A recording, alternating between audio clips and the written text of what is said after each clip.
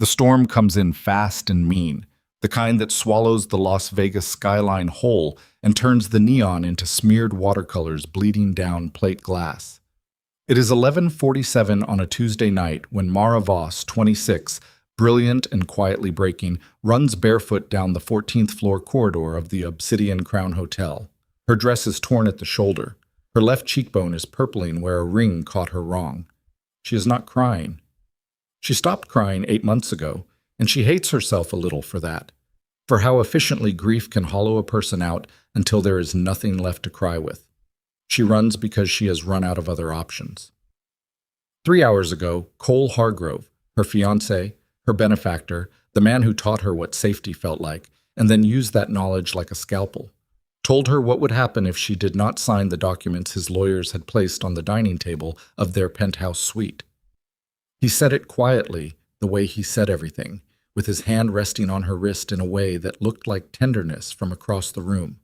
Mara had nodded. She had excused herself to the bathroom.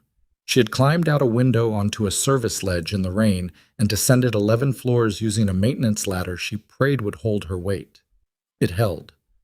Now she is on the 14th floor with a key card she lifted from a housekeeper's cart, and her hands are shaking so badly she can barely slot it into the door of Suite 1407.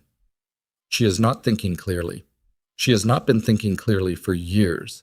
That is what this kind of fear does. The slow, ambient kind. The kind that rewires you so thoroughly you forget there was ever another way to be. She needs a phone. She needs 60 seconds behind a locked door. She needs to breathe. The light on the reader blinks green. The door swings open. The first thing she registers is the smell. Copper and gunpowder and expensive cologne. A combination that makes no sense until her eyes adjust and she understands what she is looking at. 2 men in dark suits standing with their weapons already raised. A shattered glass on the wet bar. A third man seated at the window with his jacket off and his left shirt sleeve rolled to the elbow, pressing a folded white handkerchief against a wound on his forearm that is already soaked through twice. He is the one who looks at her. Roman Weil is 41 years old, and he has the kind of stillness that takes decades to cultivate. The stillness of a man who has learned that the most dangerous thing in any room is the silence before a decision. He is not handsome in any conventional way. His face is a record of choices. He has a scar that begins just below his left ear and disappears into his collar, and dark eyes that do the kind of calculating that most people would need a legal pad and 40 minutes to approximate. He looks at Mara the way a chess player looks at an unexpected move on the board, not with alarm, but with sudden, calibrated interest. The 2 armed men are saying things. One of them takes a step toward her. Mara's back finds the doorframe, and she understands, with the particular clarity that only genuine terror provides, that she has walked out of one dangerous room and directly into another. Then Roman raises 2 fingers and the room goes quiet. "Close the door," he says, to her rather than to them. His voice is low and unhurried. "You're letting the cold in." Mara does not move. "I'm not going to hurt you," he says. "You look like you've had enough of that tonight." She stares at the blood on the handkerchief, at the guns, at the shattered glass. "Who are you?" she asks, because she has already established that tonight cannot get meaningfully worse. Something shifts in his expression. Not a smile, not quite, more like the recognition that he is dealing with someone who, despite everything, is still thinking. Someone who also had a bad night, Roman Weil says. "Sit down."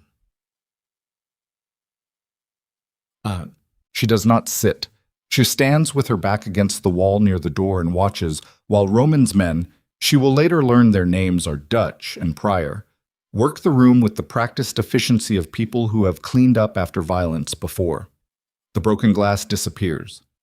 The weapons are holstered.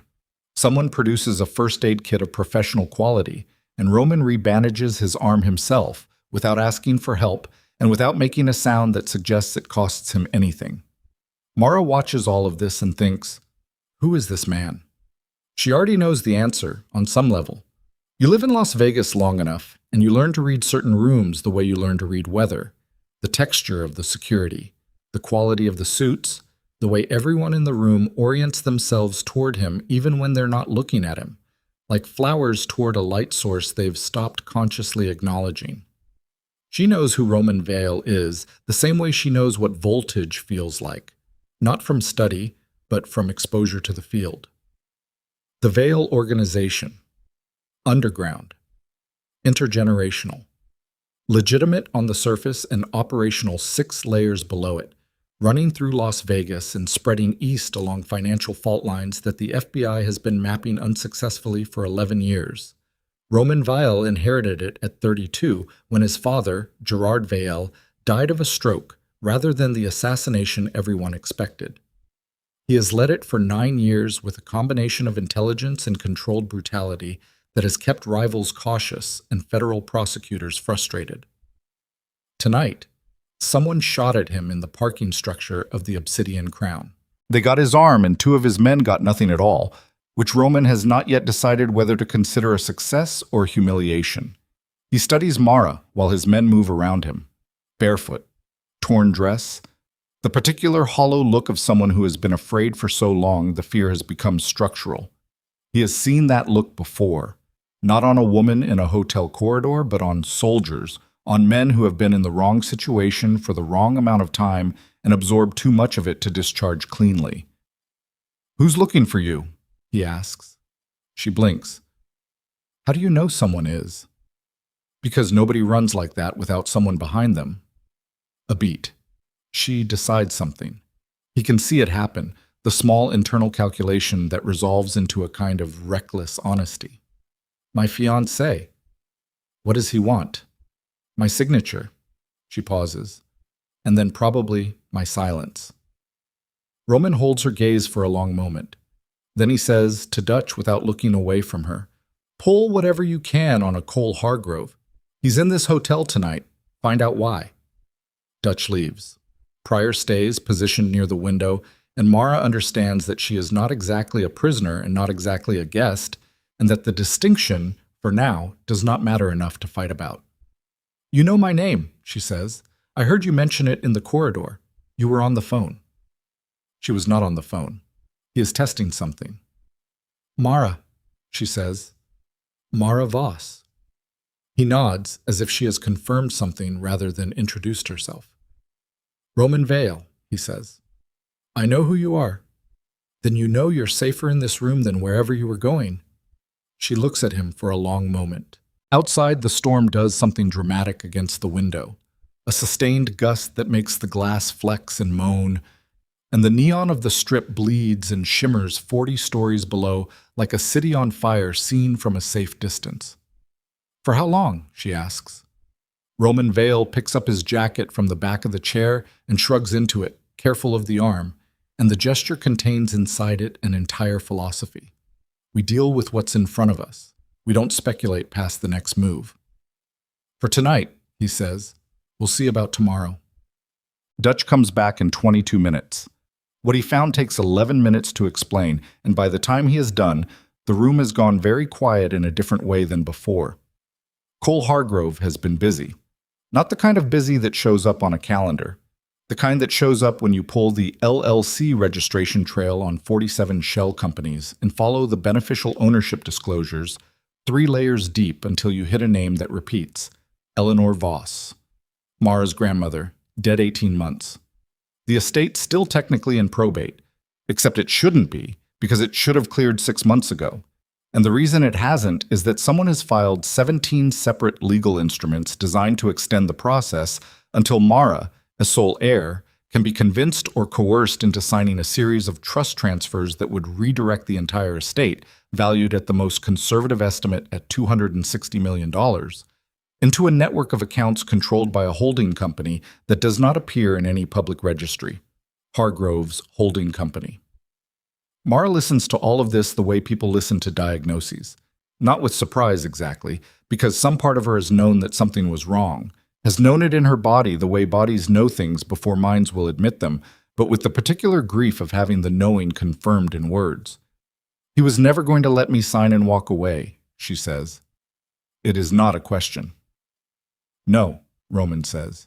"He wasn't." She is quiet for a moment. Can you prove any of this? Dutch looks at Roman. Roman looks at Mara. Give me 72 hours, he says.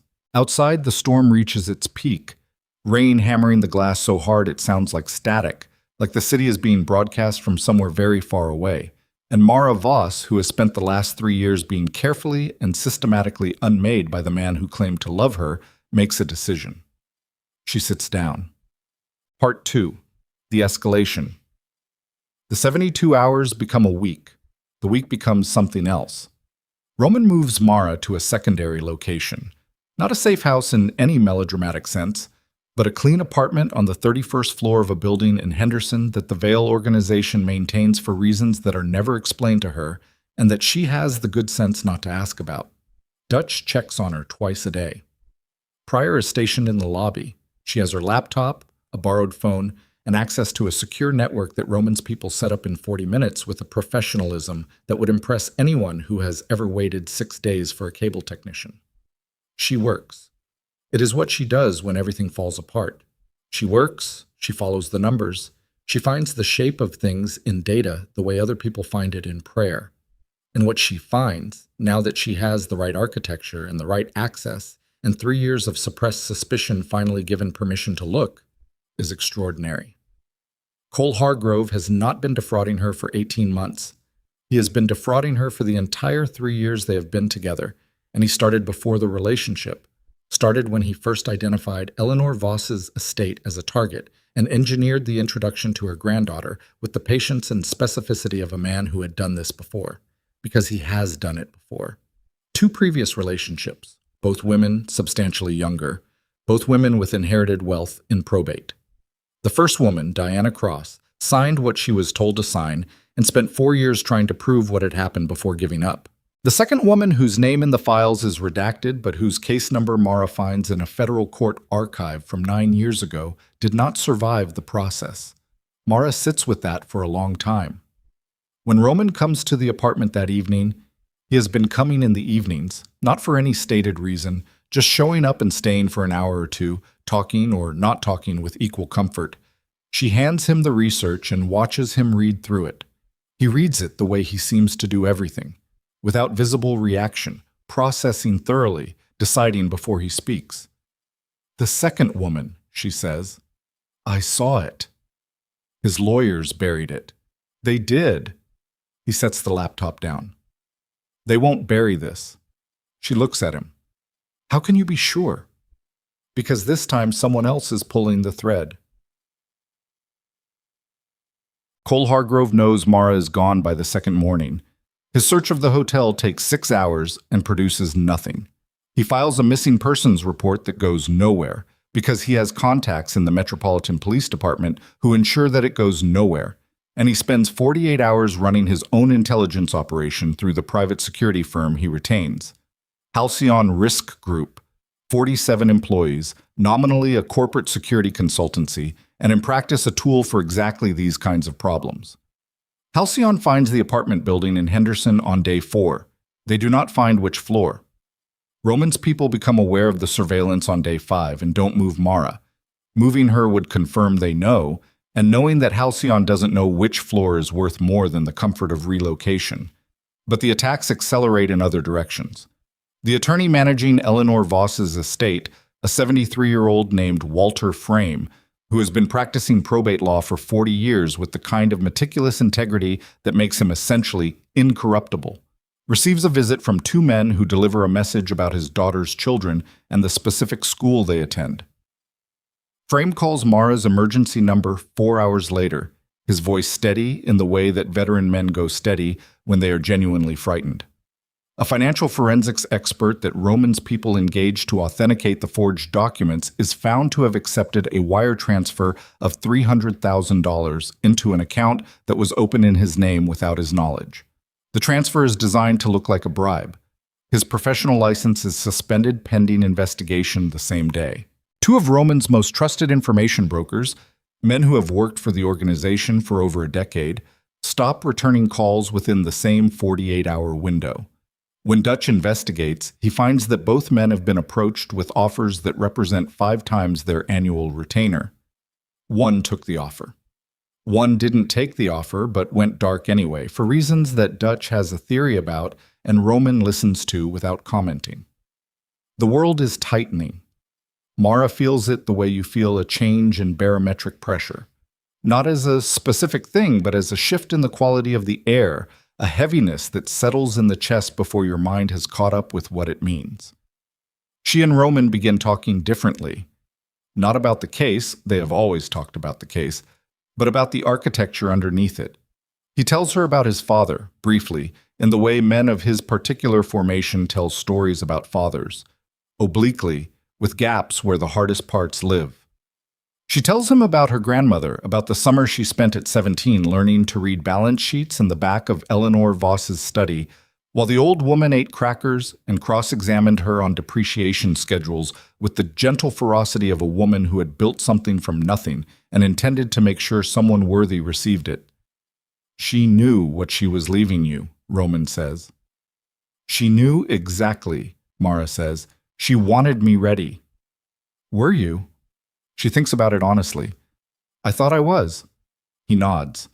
The particular nod of someone who understands that kind of gap between preparation and reality from the inside. She asks him once, carefully, about the life. Not accusatorially. She is past that, past the reflex of judgment that would have come easy before 3 years of Cole Hargrove taught her that genuine danger wears better suits than she'd been taught to expect. She asks because she wants to understand the weight of it, what it costs, what he carries. He is quiet for long enough that she thinks he won't answer. Then he says, "There are things I've done that I'd do differently. There are things I'd do the same. The hardest part is knowing which is which." It is the most honest thing she has heard from a man in 3 years. Part 3. The Point of No Return. The peace negotiation has been in progress for 6 weeks before Mara ever learns about it. The Carranza network, operating out of Phoenix, with significant infrastructure in Southern California, has been in territorial conflict with the Vail organization for 19 months over distribution infrastructure in 3 counties. The conflict has cost both sides money and personnel, and attention that neither can afford to keep spending. A brokered agreement, negotiated through a neutral intermediary in Reno, has been the centerpiece of Roman's strategic calendar for the better part of a year. It is worth, in aggregate economic terms, more than $40 million annually in reduced friction costs alone, and it would eliminate the threat of escalation that has made parts of the organization's operations dangerously unstable. The signing is scheduled for a Thursday. On the Wednesday before, Cole Hargrove takes Walter Frame. He does it cleanly, in the parking structure of Frame's law office, in the 40-minute window between when Frame's paralegal leaves for the night and when his security detail is scheduled to arrive. By the time Roman's people know Frame is missing, it has been 6 hours, and a message has already arrived through 3 intermediary channels designed to prevent tracing. The attorney will be presented to a federal grand jury to testify that Mara Voss instructed him to assist in fraudulent estate management. His testimony will be detailed, corroborated by documents already in federal hands, and delivered under duress that will not be visible to the court. Or Mara Voss appears at the location below, alone, and signs the complete transfer package. Frame is released. All federal instruments are withdrawn. She disappears. No body. A new life somewhere else. Hargrove is a reasonable man. She has until Thursday morning. Roman reads the message twice. Then he puts it on the table between them. Mara reads it once. She does not read it again. "He'll kill Frame regardless," she says. "He has to. Frame knows everything." "Yes. And he'll kill me regardless. You know that." "Yes." She looks at him. "So what's the actual play?" Roman is quiet for a moment. Dutch is in the corner. Pryor is at the window. The room has the particular stillness of people waiting for a decision to be made. "There's a warehouse in North Las Vegas," Roman says. "Hargrove uses it for storage, legitimate cargo, as cover. Our intelligence puts Frame there with a 4-man security detail. Halcyon contractors, not police. Hargrove wants this quiet. And the negotiation," Mara says, "with Carranza. That's tomorrow." He looks at her. She has read him well enough by now to know what the look means, that she has found the center of the problem without being walked to it. If you don't show up, she says, the negotiation collapses. 19 months of work, Roman says. And yes. She holds his gaze. I'm not asking you to. I know what you're not asking. The room is very quiet. Roman, she says, and his name in her mouth is different from how she said it the first time, in the hotel suite with her back against the wall and no idea what she was walking into. It carries weight now. It carries history. He stands up. He buttons his jacket with the economy of motion that she has learned is how he prepares for something. Dutch, he says, get the Carranza intermediary on the line. Tell him Thursday is postponed. Dutch does not move immediately. Boss, tell him Thursday is postponed, Roman says again. And there is no emphasis in it, no heat, which is how she has learned he means the things that cost him most. Dutch gets on the phone. Mara watches Roman move to the window and look out at the city spread below them, lit up and vast and indifferent. Felix, Roman says without turning. Get Felix. Felix is Roman's oldest friend. She has met him once. A broad, quiet man in his 50s with a laugh that fills a room and careful eyes that see everything the laugh is designed to distract from. He has been with Roman since they were 17 years old. He is, in the organization's internal hierarchy, the person Roman trusts with the things he cannot afford to say out loud. Felix arrives in 40 minutes. He listens to the situation without interrupting. When Roman finishes, Felix nods slowly, in the way of a man doing private accounting. North Las Vegas warehouse, Felix says. 4 contractors. 4 that we know of. Felix nods again. I'll handle the extraction. I need frame out clean, no witnesses, no casualties that tie back to. I know how to do it, Felix says. Gently, the way you say it to someone you've known for 30 years. Roman meets his eyes. Something passes between them that Mara cannot fully read, but that she understands the shape of. The specific weight of sending someone you love into a situation you cannot control. Felix, Roman says. I know, Felix says, and smiles, the room-filling smile, slightly smaller than usual. I know. The extraction takes 4 hours. Roman has 2 teams staged at the perimeter, and Felix inside with a 2-man unit moving quietly through the warehouse floor, disabling the security infrastructure methodically, working toward the room where Frame is being held. They get Frame out. He is shaken, but physically unharmed, and he holds it together with the dignity of a man who has been waiting 73 years to find out what he is made of, and has now received his answer.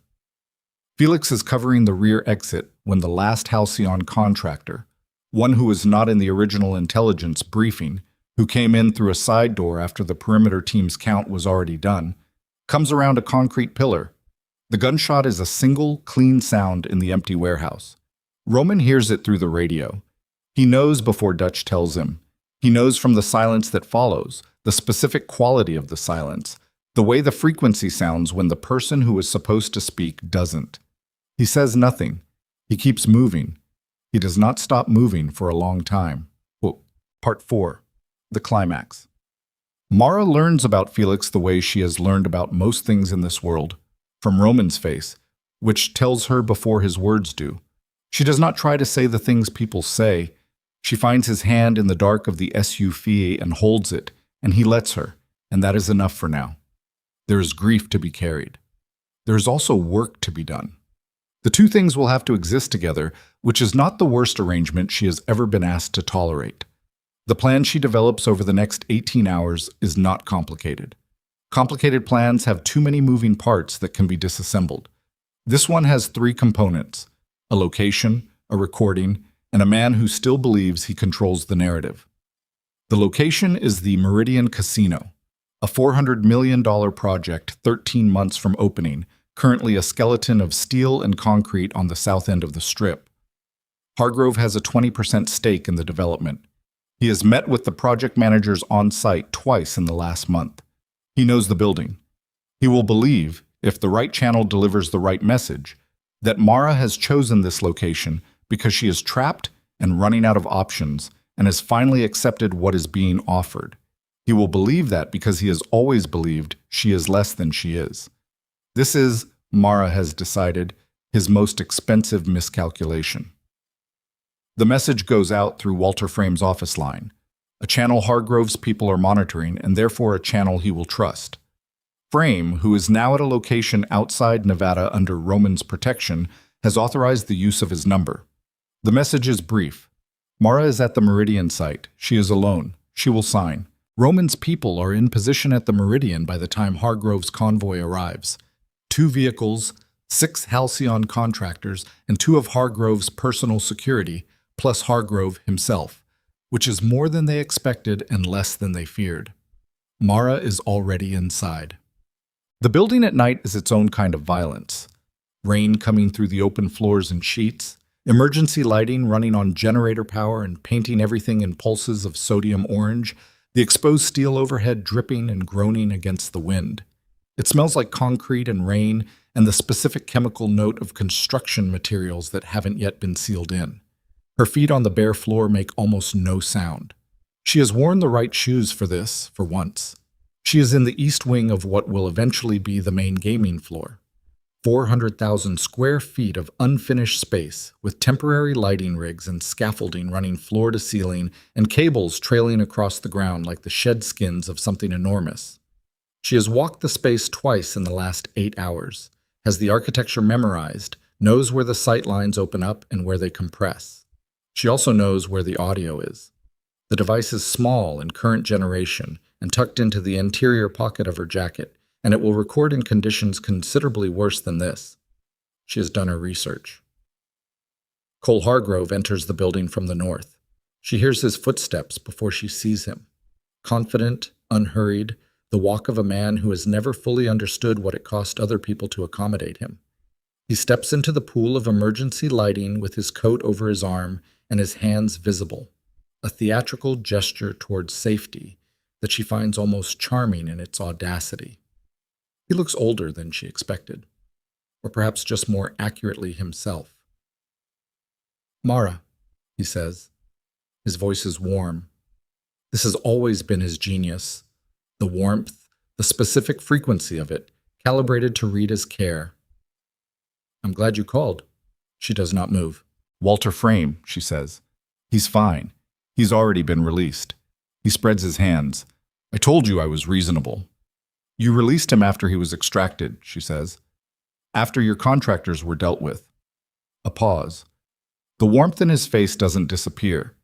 It recalibrates, shifts frequencies, becomes something slightly cooler. "You've been busy," he says.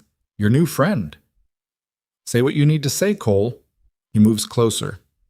Not aggressively. He has never done anything aggressively when he could do it with the appearance of patience. He stops 10 feet away in the orange light and looks at her with the expression she has seen 1,000 times, the expression of a man who finds her almost intelligent, but not quite enough. "I need the signatures," he says. "And then this is done. Everything I've built, everything we've—" "Tell me about Diana Cross," Mara says. His expression doesn't change. This is its own kind of tell. "Tell me about the woman before her," she says. "The one whose case file was sealed in federal court 9 years ago." A beat. "You did your homework," he says. The warmth is entirely gone now. What's underneath it is not cold, precisely. Cold implies absence of temperature. What's underneath it is something more calculated, something that has always been there behind the accommodating exterior, patient and predatory, and completely indifferent to her as a person. "I always did my homework," she says. "You knew that when you chose me. You counted on it making me useful before you got rid of me." "Mara, say it," she says. "I need you to say it." He looks at her for a long moment. Something in him makes a decision. She can see it happen, the same way she saw it happen in Roman that first night, except that Roman's decisions tend to open things and Cole's decisions tend to close them. "The estate is worth more than you understand," he says. "It's worth more than any of the legitimate channels would ever let you see. Your grandmother was not a clean woman, Mara. The money has a history. I'm offering you the chance to walk away from that history without any of it attaching to your name. And if I don't sign, then the history attaches. And I disappear." He doesn't say anything. He doesn't need to. The two women before me, she says. Is that what happened? The history attached? His expression completes its shift. What looks out at her now is simply what he is, stripped of performance, and she is surprised to find that it is less frightening than she expected. She has been afraid of the warmth. The thing underneath the warmth is just a man who decided a long time ago that other people's lives were raw material. I'm going to need the document signed tonight, he says. I know, Mara says, but I'm going to need you to admit something first. What follows is not a conversation. It is Cole Hargrove dismantling himself in real time, and he does it for the oldest reason, because he believes he is talking to someone with no way out and no audience. He is precise about the Diana Cross situation. He is imprecise about the woman before her, the woman from 9 years ago, in a way that still admits enough. He talks about the estate with the fluency of someone who has studied it for years, who knows its architecture better than its rightful owner, who has made a detailed and patient plan and is now in the final stages of executing it. He does not know about the recording. He does not know about the 16 federal investigators currently staged at 3 entry points to the Meridian building, operating under a warrant that Walter Frame helped draft 48 hours ago from a location outside Nevada, or the FBI Financial Crimes Unit that has been building a parallel case for 7 months, using evidence that Mara's research helped complete, or the assistant U.S. attorney who has been waiting specifically for a recorded admission because the documentary evidence, while strong, benefits from something more human. He does not know about Roman. Roman is inside the building.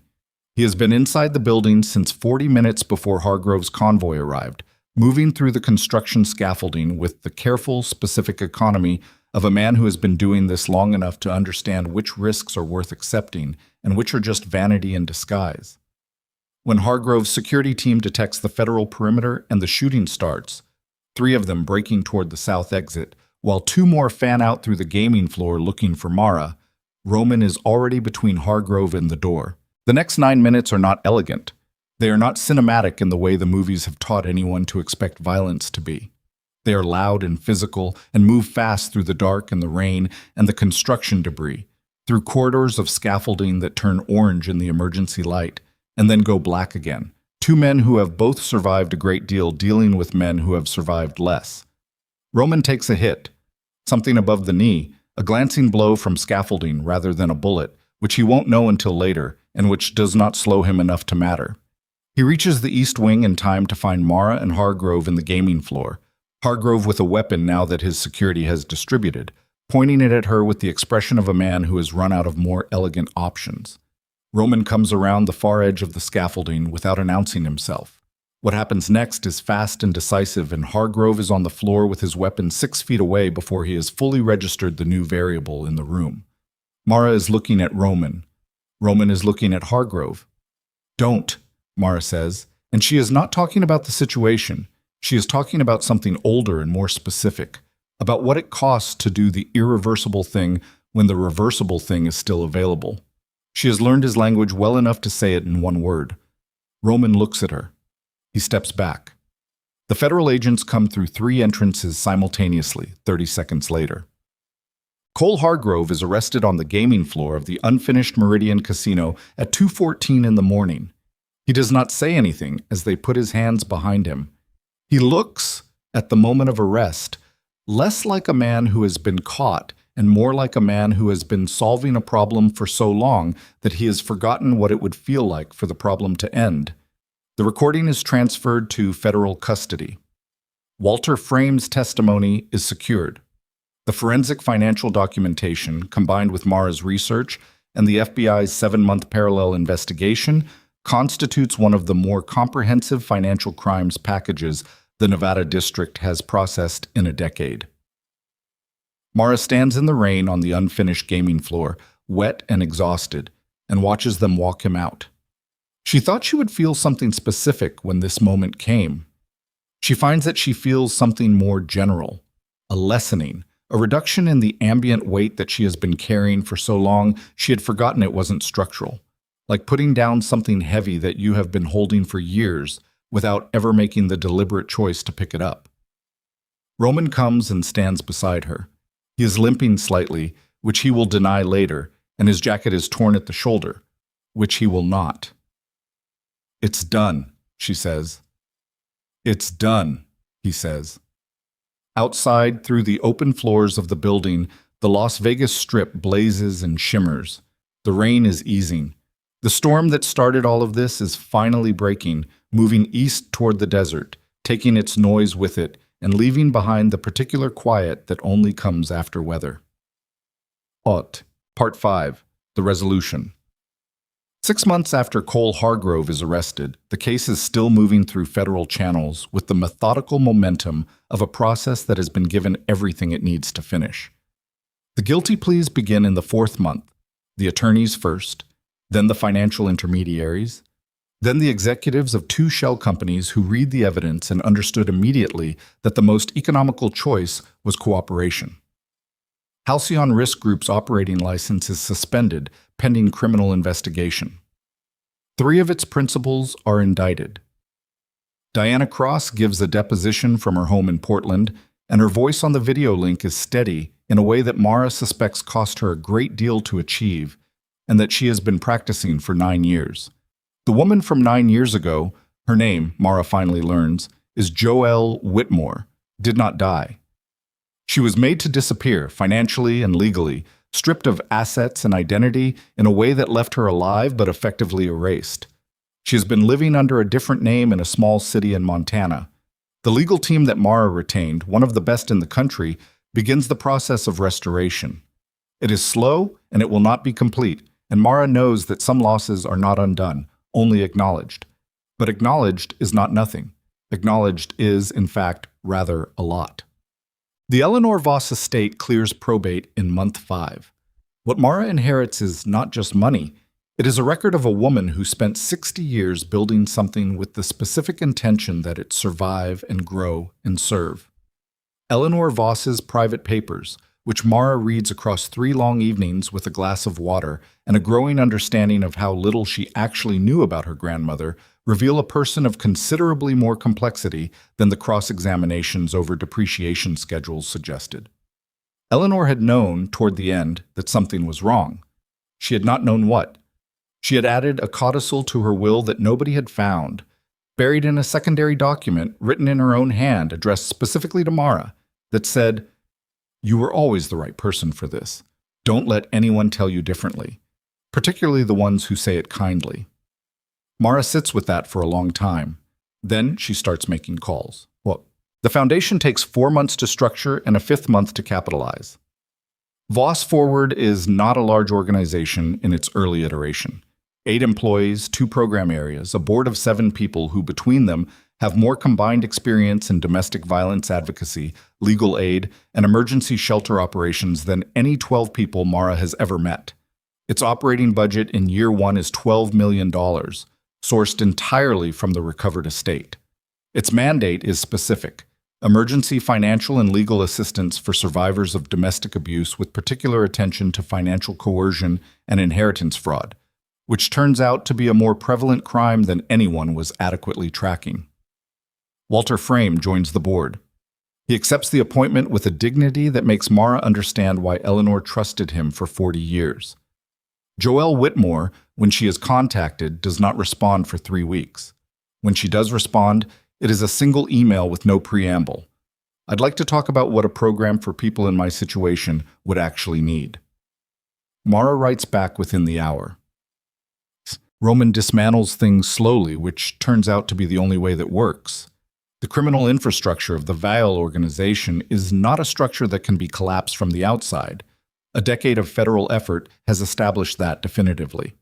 But it is a structure that can be converted from the inside by a person with sufficient authority and sufficient will and sufficient reason. It takes time. It costs things that he anticipated and things that he did not. And there are months that are harder than others. And there are people within the organization who do not accept the direction of travel and who make their objection felt in ways that require responses he would have preferred not to give. Dutch stays. Pryor stays. A few others stay. They are the ones who have been in it long enough to be tired of what it costs, which is not the same thing as being ready to stop, but which can, with patience and the right environment, become the same thing eventually.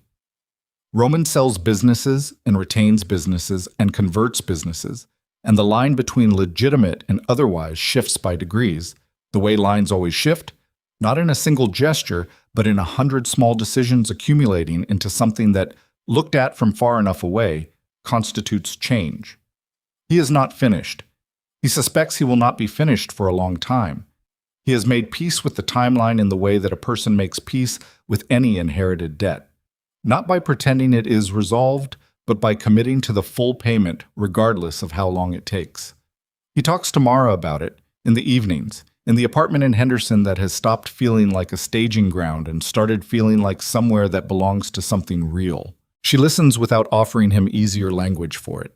This is one of the things he has come to value most, her refusal to simplify the things that deserve their full complexity. She tells him about Felix sometimes, about what she thinks Felix would have made of all of this. The foundation, the conversion, the long, slow work of it. Roman listens and doesn't say much because the subject still has the specific weight of things that haven't fully settled into the past, that still live partly in the present tense. But he listens, and she can tell that it helps. They talk about a lot of things. On a quiet evening in early October when the Nevada desert has begun its slow transition from summer's full blast to something cooler and more forgiving, they return to the Obsidian Crown Hotel.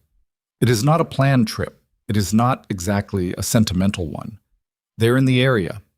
A meeting with Frame's successor firm, then dinner, then a walk in the post-sunset cooling air that has become its own kind of routine. And they pass the building, and Mara stops and looks at it, and Roman stops beside her without asking why. "Do you want to go in?" he says. She thinks about it. "Yeah," she says, "I think I do." The lobby is as it always is. The particular grandeur of a hotel that has decided to commit to the bit, the chandeliers and the marble and the specific hum of controlled elegance. Nobody at the desk recognizes either of them, which is something they both appreciate.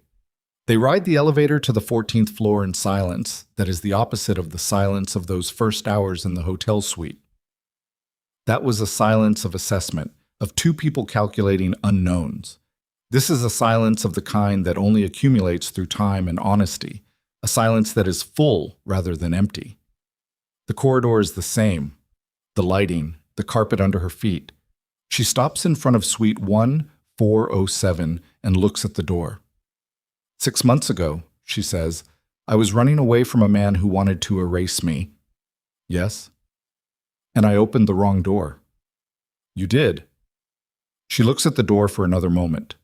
Then she looks at him. The wrong door, she says. Roman Vale looks at her, and something in his face does what faces do rarely, in her experience, and almost never in men of his particular history. It opens. Not dramatically, just enough. Come on, he says. I know a good place nearby. Frame's been recommending it for weeks. She laughs. A real laugh, the kind she'd forgotten she was capable of. And they walk back down the corridor together, toward the elevator, toward the street below, and the desert evening cooling around the bright burning city, toward whatever comes next in a life that neither of them planned and both of them chose. The door to suite 1407 stands closed behind them. The wrong room, the right destination. The 72 hours become a week, and the week becomes the kind of time that doesn't measure itself in days anymore, but in the accumulation of small, irreversible things, a shared meal, a silence that stops needing to be filled, the particular way a person's breathing changes when they stop being afraid of the room they're in. Mara works. It is the one thing that has never failed her, the one reflex that survived 3 years of Cole Hargrove systematically dismantling everything else. She works at the kitchen table of the apartment in Henderson with her laptop and 3 legal pads and a cup of coffee that goes cold every time she forgets about it, which is every time. Roman's people have given her access to a secure network that she suspects is significantly more sophisticated than anything she used at the financial firm where she spent 4 years before Cole found her, and she uses it the way a person uses a tool they respect, carefully, completely, without waste. The numbers tell stories if you know how to listen. Eleanor Voss had known that. She taught Mara that in the back of a study that smelled like old paper and window cleaner, cross-examining her over balance sheets with a gentleness that was also, always, a form of rigor. Now Mara follows the numbers the way her grandmother taught her. Not looking for what she expects to find, but listening for the place where the story changes register, where the logic of a thing suddenly requires more explanation than the thing itself warrants. She finds it on the third day. Not in the estate documents, which are comprehensively forged and will take a forensic specialist to fully untangle, but in the corporate registry of a holding company that Cole's attorneys incorporated 14 months ago in Delaware. The company has no employees, no physical address, no operational history. It exists entirely to receive a transfer that has not yet occurred. It is, in the taxonomy of financial fraud, a bucket, the endpoint of a river whose tributaries are Mara's inheritance, her grandmother's 60 years of careful accumulation, and whatever legal mechanisms Cole has spent the last 3 years positioning around her. She stares at the registration number for a long time. Then she pulls the thread further back, and what she finds stops her breathing for a moment before she recovers it. The Delaware company is not the first. There was one before it, a similar entity, similarly constructed, incorporated 8 years ago, and dissolved 4 years after that, having apparently fulfilled whatever purpose it was created for. The dissolution records list a final distribution to a personal account. The account number appears in 2 other documents she has already found, both connected to Cole's name, both from a period before he met her. She opens a new search.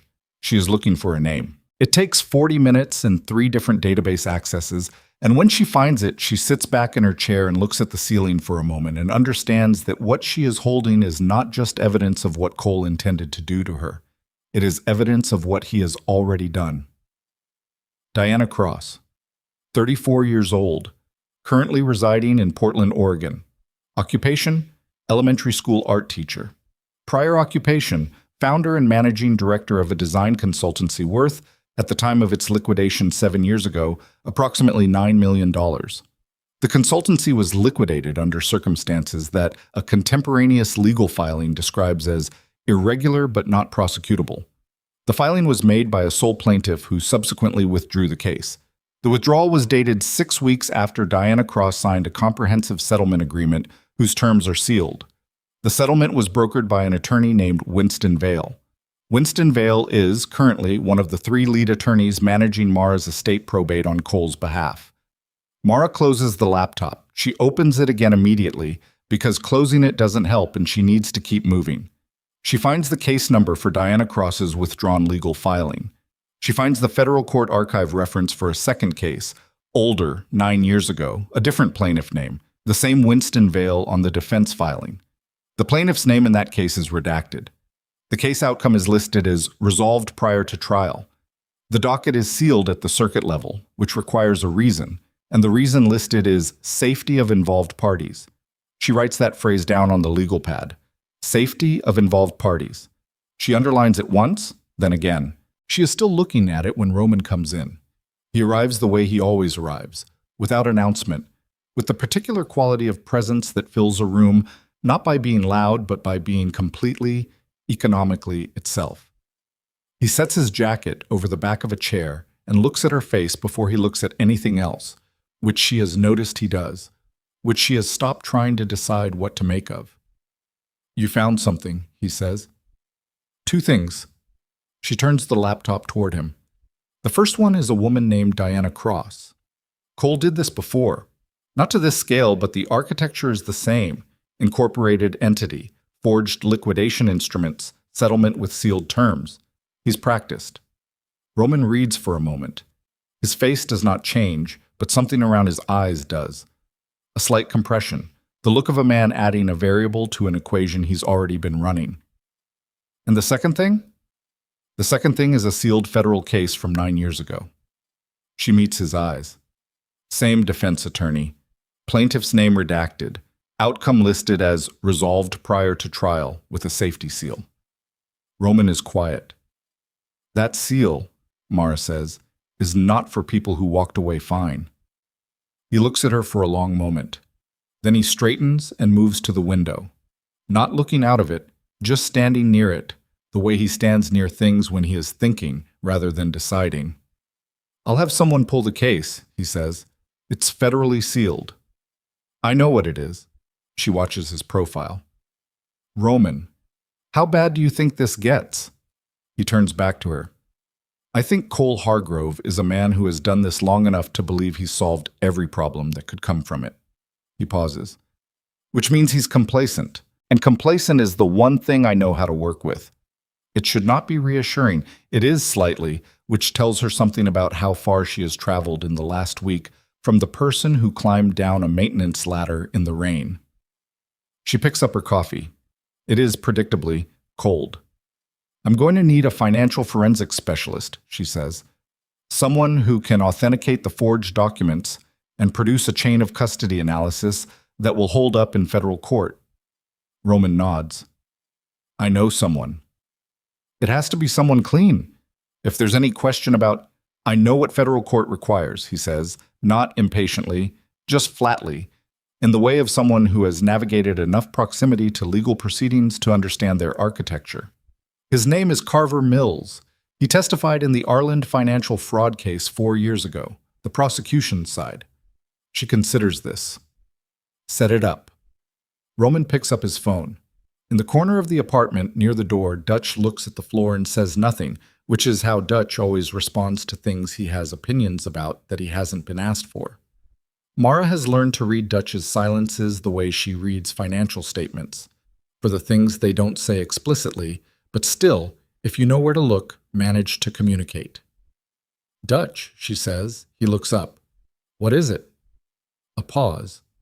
Dutch is a large man in his late 30s who moves with the compressed economy of someone who spent years in a profession that punishes excess motion, and his face is not built for the expression it is currently making, which is the expression of a person deciding whether honesty is worth its cost. Halcyon's been sitting on the building across the street since yesterday morning, he says. The room gets very still. Roman lowers his phone. How long have you known? He asks. Since yesterday morning, Dutch says. I wanted to confirm it before How many? 2 on rotation. Different vehicle each shift. They're not trying hard to be invisible, which means either they're bad at it or they want us to know they're there. Roman looks at Mara. She looks back at him and understands what he's not saying. That Hargrove's people finding the building is not the same as them finding which floor, but that the margin between those two things has just collapsed significantly, and that the calculation of whether to move her has changed. We don't move, she says, before he can say anything. Moving confirms we know, and knowing that they don't know which floor is worth more than, I know, Roman says. He is looking at her with something that is not quite surprise, just recalibration, like a man updating an estimate he already had reasonably high. We don't move. Dutch's jaw tightens. Boss, if they escalate, then we deal with escalation. Roman's voice is even, which is the version of his voice that Mara has come to understand means the decision is made and the conversation is over. Pull whoever you have on frame. Double it. If Hargrove can't get to Mara directly, he'll go after the witness infrastructure. Dutch nods once and steps out to make calls. Mara looks down at her legal pad. Safety of involved parties, underlined twice. She picks up her pen and draws a line connecting it to Diana Cross's name, and then to the dissolved Delaware company, and then to Winston Vale, because this is how she thinks. Spatially, in networks, in the architecture of connections that aren't supposed to be visible, but always leave marks if you look at the right angle. He's watching me, she says, and I'm watching him. Yes. And you're watching both of us. Roman picks his jacket back up from the chair. He doesn't put it on, just holds it, which means he's leaving and has a reason to, and is in no particular hurry about it. The Carranza negotiation is in 10 days, he says. I need that time to run clean. She looks up from the legal pad. It is the first time he has mentioned Carranza to her directly, and they both know it, and neither of them comments on the fact. I know, she says. We'll have the forensics done in 5. He holds her gaze for a moment, then he nods and leaves, and the apartment settles back into the particular quiet of a space being used for work that matters, and Mara picks up her cold coffee and drinks it anyway, because waste is a luxury she has stopped being able to afford. The surveillance vehicle across the street does not move for the next 6 hours. Neither does she. Carver Mills arrives the following morning. He is 56, compact, with reading glasses on a chain around his neck, and the deliberate manner of a man who has spent his professional life making complex things legible to juries. He sits across the kitchen table from Mara and spends 20 minutes reviewing the forged documents before he says anything. "These are good," he says. "How good?" "Good enough that a non-specialist wouldn't catch them. The metadata alteration on the digital versions is particularly clean. Whoever did this had access to notarial software that isn't commercially available." He sets the documents down. That narrows it. There are 3 firms in the country that produce this quality of document fraud. I know 2 of them. "Can you prove they're forged?" He picks up the top document again and holds it at an angle toward the light. The ink chemical composition on the physical copies is wrong for the date the documents purport to have been executed. That's testable, repeatable, and inadmissible in exactly 0 jurisdictions. He sets it back down. "Give me 4 days." "You have 3, Mara says. Mills looks at her over the reading glasses. 3, he says, and opens his case. The 3 days produce more than Mills promised, which is either a testament to his competence or to the thoroughness of Hargrove's forgery operation. The more complete the fraud, the more traces it leaves, in the way that elaborate lies require more internal architecture than simple ones, and therefore create more points of potential failure.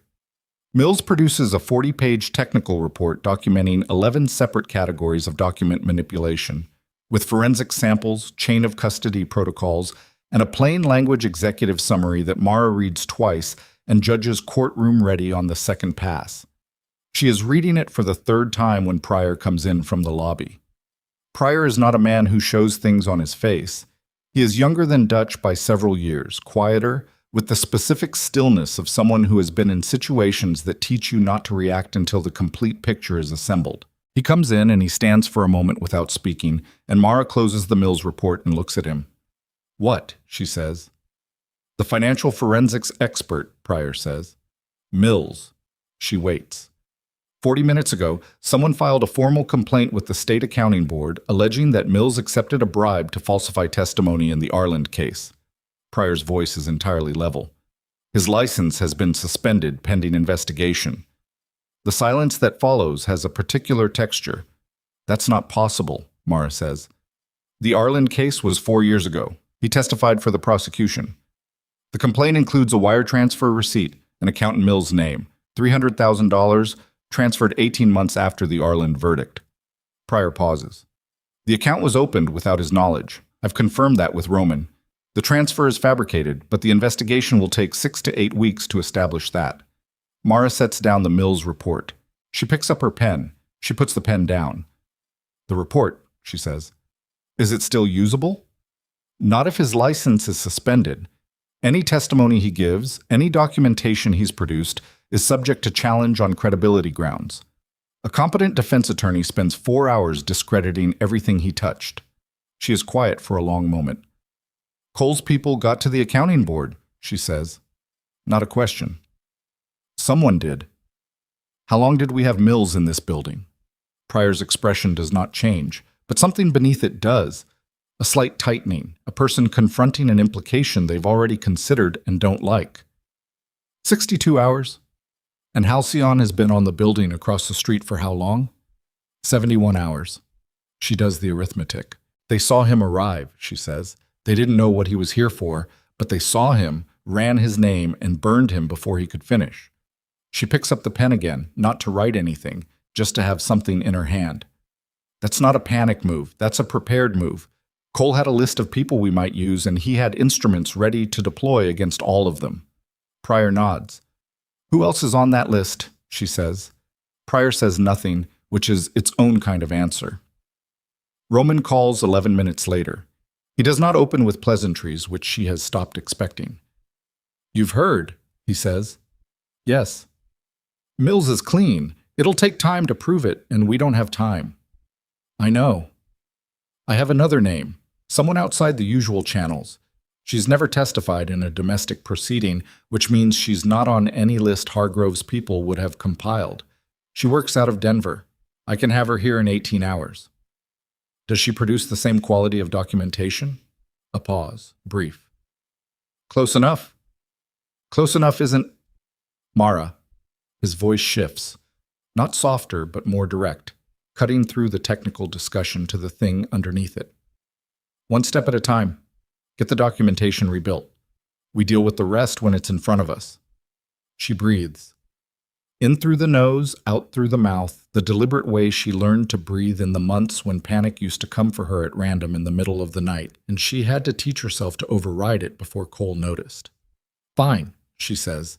18 hours. She hangs up and looks at the Mills report on the table. 40 pages of careful, meticulous work, now legally compromised before it could be used. She thinks about the specificity of what was done, not to destroy the evidence, which can be replicated, but to destroy the person who documented it, which takes longer to repair. It is a particular kind of strategic cruelty, the kind that understands that the goal is not to win the immediate confrontation, but to exhaust the opposition's resources and will over time. She knows that strategy. She has been living inside it for 3 years. She opens her laptop. She starts over. The Denver specialist, whose name is Vera Solis, arrives at 4 in the morning on the 5th day in a car that Dutch arranges, and with a case that contains equipment Mara does not recognize and does not ask about. She is in her mid-40s, lean, with close-cropped hair and the brisk precision of someone who values time highly and does not perform congeniality for people she has just met. She looks at the documents. She looks at the Mills report. She says, "He was right about the ink. He was wrong about the metadata. The alteration is deeper than he identified. Give me 36 hours. 24, Mara says. Vera Solis looks at her for a moment. 28, she says, non-negotiable. Done. Vera Solis opens her case and begins working, and Mara moves to the couch because the table is now a laboratory, and she opens her laptop on her knees and keeps pulling threads, because the forensics are one component, but they are not the whole architecture, and the whole architecture is what she needs. Dutch disappears for 6 hours on the 6th day. He does not explain where he is going, and Roman, when Mara asks, says only that Dutch is handling something, which she understands is not an answer and is not meant to be one.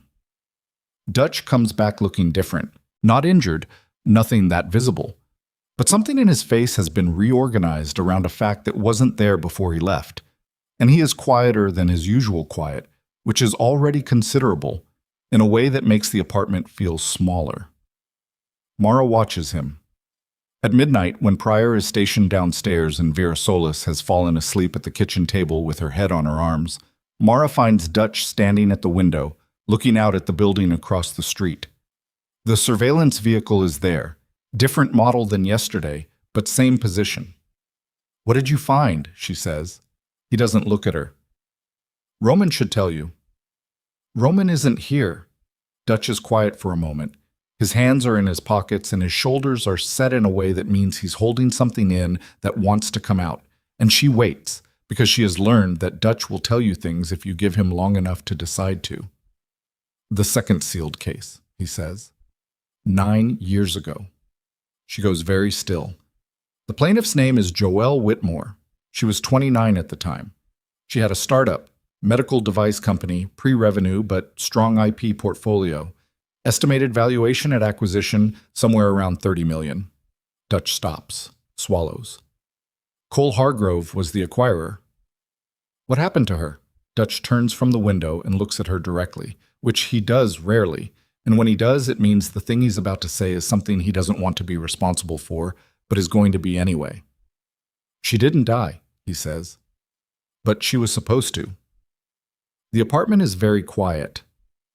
Hargrove's people staged a vehicle accident 3 days after the acquisition closed, and she was locked out of her legal options.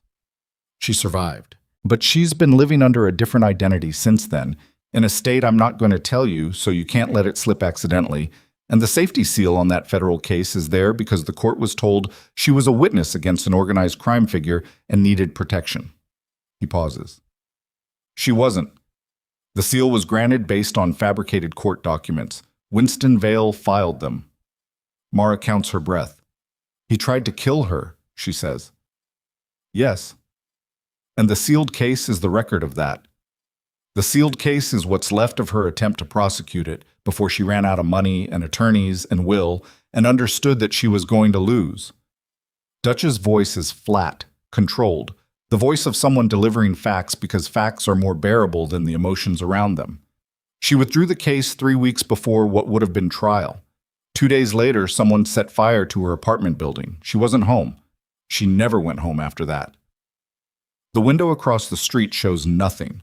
The surveillance vehicle sits in the shadow between streetlights and does not move. "He's going to do the same thing to me," Mara says. It is not a revelation. She has known it, in the body-knowing way, since the night on the maintenance ladder. But knowing it in her body and saying it in a room out loud are two different things, and the saying makes it real in a way that the knowing only approximates.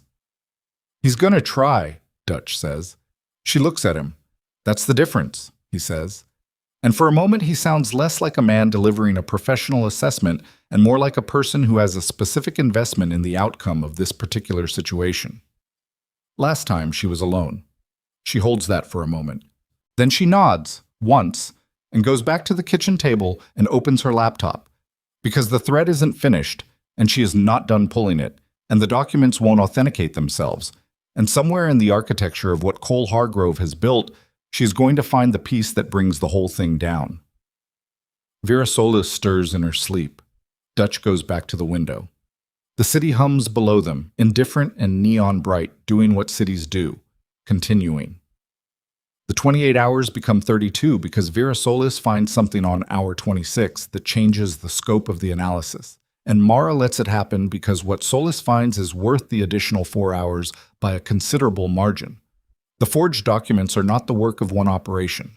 They are the work of two, executed in different periods and stitched together with enough skill that the seam is nearly invisible. The first layer was created approximately 4 years ago, when Cole was still, presumably, cultivating Mara and had not yet needed to execute the fraud. The second layer was created 14 months ago, after Eleanor Voss died and the probate clock started. The two layers use different software, different ink chemistries, different notarial templates. The notarial templates in the second layer are traceable. Solis traces them. The template originates from a document services company in Reno, Hartwell Notarial Solutions, that was acquired 18 months ago by a holding company whose beneficial ownership, followed 3 layers deep, terminates in a name that Mara recognizes from the earlier LLC research. Winston Vale. He didn't just file the fraudulent court documents, Mara says. She is standing, which she does when things connect in ways that require her to be vertical to process. He owns the company that produced the forgery templates. He's not just Hargrove's attorney, he's a partner. This has been a joint operation from the beginning. Vera Solis looks up from her equipment. That changes the evidentiary profile considerably. It changes everything. Mara turns to Dutch. Get Roman. It takes 12 minutes to reach him. He is in a meeting. She can hear the particular quality of background sound that means other people in a room, conversations being paused, and he steps out and she can hear him moving, a door closing, the ambient noise dropping away. Talk, he says. She talks. She is concise, specific, the way her grandmother taught her. Tell me what you know, not what you think, and tell me in the order a person needs to hear it. Roman listens without interrupting. When she finishes, there is a brief silence that she reads as him integrating the information rather than processing emotion. Vale is in Vegas, Roman says. He's been in Cole's suite at the Obsidian Crown for the last 3 days. I know. If Cole knows we've connected Vale to the template company, he doesn't know yet. Solis finished the analysis 40 minutes ago. Cole's people are reactive, not prescient. They burned Mills because they identified him from surveillance. Solis came in at 4 a.m, different vehicle, not the same pattern. They don't know what she's found. A pause. How long until we can file? Roman asks. The documentation package needs 12 more hours to be complete. Then we take it to a federal prosecutor, not state. Vale's court document fabrication is a federal offense independently of the estate fraud, which gives us jurisdiction that Cole's police contacts can't touch. Which prosecutor? She has thought about this. I want Walter Frame's recommendation. He's been practicing in this jurisdiction for 40 years. He'll know who's clean. I'll set up the call. She stands there for a moment, holding the phone, with the lit city visible through the window beyond Dutch and the surveillance vehicle below, and Vera Solis assembling the most important 40 pages of forensic analysis in Mara's life at the kitchen table. And she feels something she hasn't felt in a long time. Not safety, not relief, but the specific sensation of a situation that is developing in her favor. It lasts approximately 4 minutes. Pryor comes in from the lobby. He comes in at a pace that is controlled but marginally faster than his usual pace, and his hand is near his jacket in a way that means he has made a threat assessment and has not yet resolved it. Frame's paralegal just called the emergency line, Chess, he says. Frame didn't come in this morning. He's not at home. He's not answering his phone. Pryor looks at Roman. His car is in the parking structure of his office building. His security detail didn't show up for shift change. Mara looks at Dutch. Dutch is already moving. Frame, she says. The word comes out in a way that is both his name and a sentence, and the sentence is, "We ran out of time and I didn't know it. And now a 73-year-old man who did nothing except practice law with integrity for 4 decades is paying the price for it, and that is on me." Roman's voice comes through the phone, which she is still holding. Mara, I heard, she says, this changes the... I know what it changes. Her voice is level. She has learned from watching him that level is the most dangerous thing a voice can be, and she is using that now because the alternative is something she cannot afford to be in front of other people. Cole took Frame because we were 12 hours from filing, and he found out we were 12 hours from filing. We don't know that he took Frame, she says, and either he has a source inside this operation or he is better at reading the architecture of what we're doing than I gave him credit for. She stops. Or both. The silence on the phone has a particular quality. Which of those possibilities worries you more? Roman says. Both equally, she says, for different reasons. Dutch is already on his phone in the corner. Pryor is at the window looking down at the street. Vera Solis has raised her head from the kitchen table and is watching with the carefully neutral expression of a professional who understands that she is in a room where something has gone badly wrong and that her job right now is to stay out of the way of the people who know how to respond to it. Mara sets her phone down on the table next to the Mills report and the Solis preliminary findings, and the 3 legal pads full of her handwriting, all of it building toward a case that is now 12 hours from complete and dependent on the testimony of a man who has been taken. She picks up her pen. She draws a line from Walter Frame's name to Cole Hargrove's.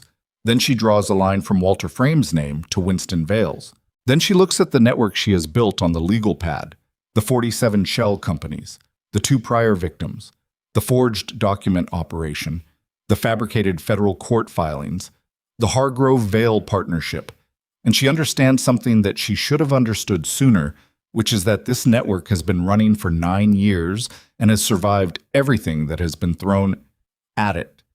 And the reason it has survived is not that Cole Hargrove is exceptionally intelligent, though he is, but that he has always managed to take the one thing his opposition needed most and remove it before it could be used. Diana Cross needed her attorney. She lost him. Joelle Whitmore needed the court process. She lost it. Mara Voss needs Walter Frame. He is gone.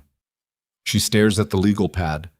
Then, slowly, the thought comes in from the edge of everything she is thinking. The way the important thoughts always come. Not with fanfare, but with the quiet insistence of something that has been true for a while and has been waiting for the noise to clear enough to be heard. Cole is not running. Cole is hurting. Everything he has done since she disappeared, the Halcyon surveillance, burning Mills, taking Frame, none of it is designed to destroy the case.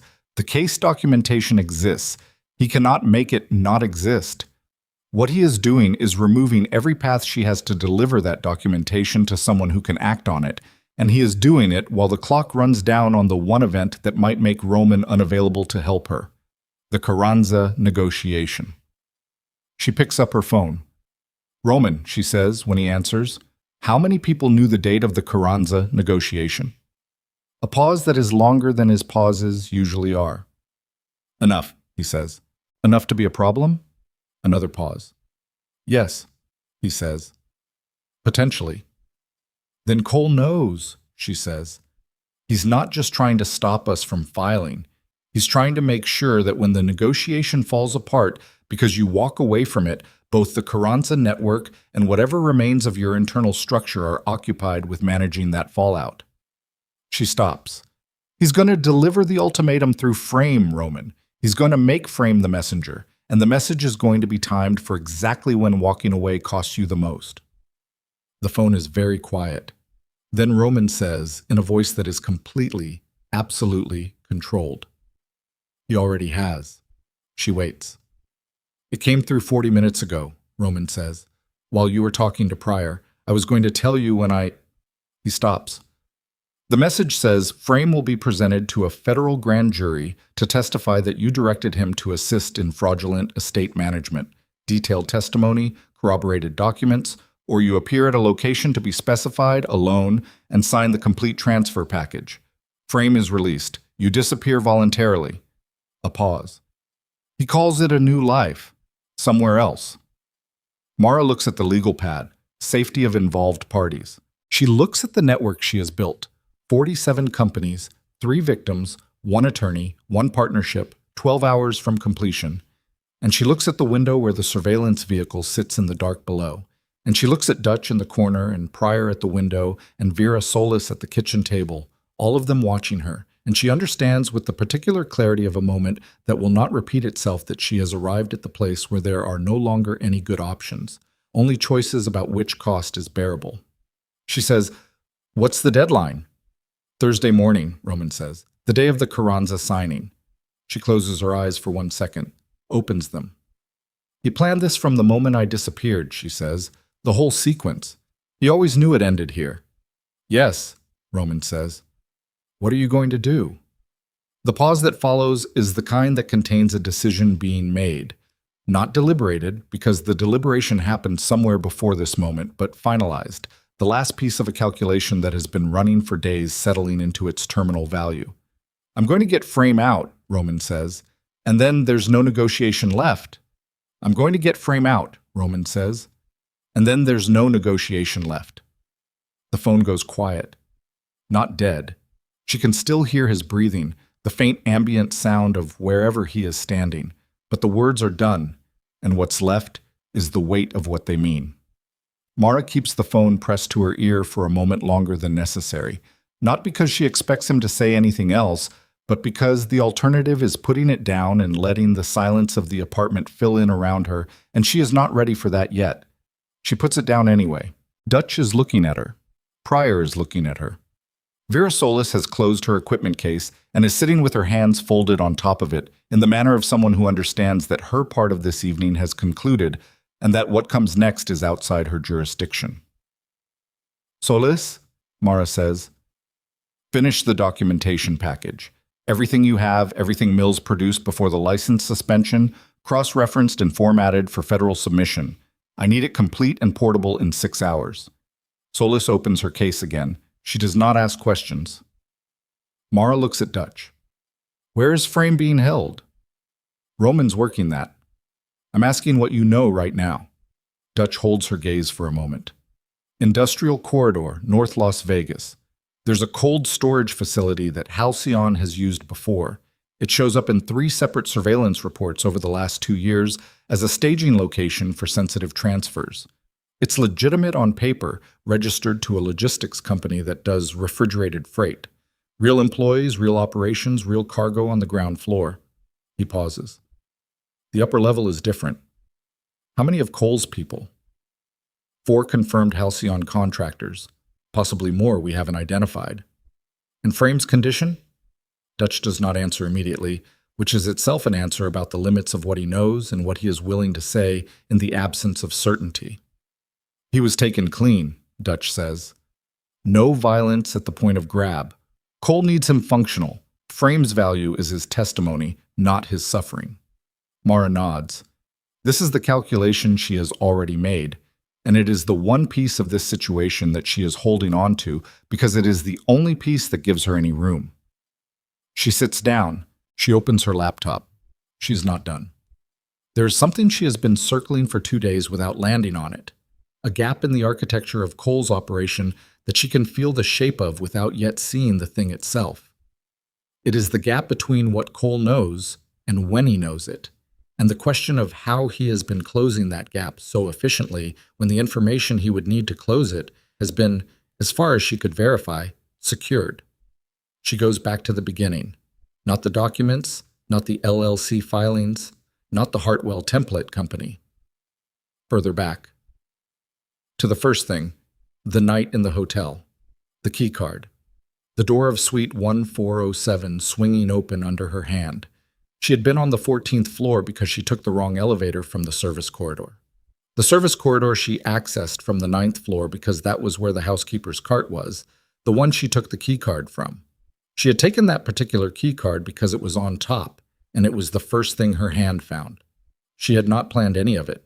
It was the specific, unrepeatable chaos of genuine desperation. Cole's people searched every floor of the hotel, Dutch had told her, on the second morning. They did not find her. Roman's people kept her off the security system, and she was moved before the search reached the 14th floor. But Cole knew she was still in Las Vegas. He didn't assume she'd fled the city. He searched the hotel first, then expanded outward, which meant he had information that told him she hadn't gotten far. Not surveillance footage. Roman's people had confirmed the hotel security system had been managed. Something else, something more proximate. She stops typing. Her phone. The original phone. The one she'd had before the night in the hotel. The one she'd left behind when she climbed out the window because she'd known Cole would track it. She left it on the bathroom counter. Cole's people had the phone. They had everything on it, including the number for Walter Frame, who she had called twice in the 2 weeks before that night. During the period when she had first started to understand that the estate documents were wrong and had been trying to find someone to verify her reading of them without alerting Cole. Frame's line would have been flagged immediately, which meant Cole had known from the beginning that Frame was involved. He hadn't discovered Frame through the investigation. He had known before the investigation started. He had let Frame continue functioning as a source because Frame functioning as a source meant Frame was findable, and a findable Frame was more useful than a removed Frame, right up until the moment when removing Frame became the most efficient move available. Cole had not reacted to their investigation. He had been watching it, letting it develop, and had taken Frame at precisely the moment when Frame's removal would do the maximum damage. She sits with this for a long moment. Then she carries the thought one step further, because if Cole knew about Frame from the beginning, then everything she has done in the last week has been visible to him at a level that surveillance of the building across the street does not explain. She looks at the room, Dutch, Pryor, Vera Solis and her equipment case, the kitchen table covered in documents and legal pads, and the cold coffee residue of 6 days of work. She thinks about Carver Mills, burned in 48 hours. She thinks about the Halcyon vehicle appearing on the building across the street 9 hours after they confirmed this location. She thinks about Cole's message arriving through 3 intermediary channels 40 minutes into a phone call she was having with Roman about the Carranza timeline. She closes her laptop. She does it slowly, deliberately, and the click of the latch is the loudest sound in the room. Dutch looks at her. What? I need to know something, she says, and I need you to hear the question before you answer it. She looks at him steadily. Who knew about Carver Mills before we brought him in? Dutch is very still. Roman made that call. Me, Pryor, Roman. And the location of this building, before Halcyon appeared across the street. Who knew? Same 3. And the Carranza timeline, the specific date. Dutch's jaw tightens. It is a small motion, almost imperceptible. Roman doesn't discuss Carranza with, I know what Roman discusses, she says. I'm asking who else might have access to the information Roman does discuss. Inside the organization. She pauses. Or close to it. The room is quiet enough that she can hear Vera Solis breathing from across the table. Pryor says from the window, without turning, You should wait for Roman. I know I should wait for Roman, Mara says. I'm asking Dutch. Dutch looks at her for a long, assessing moment.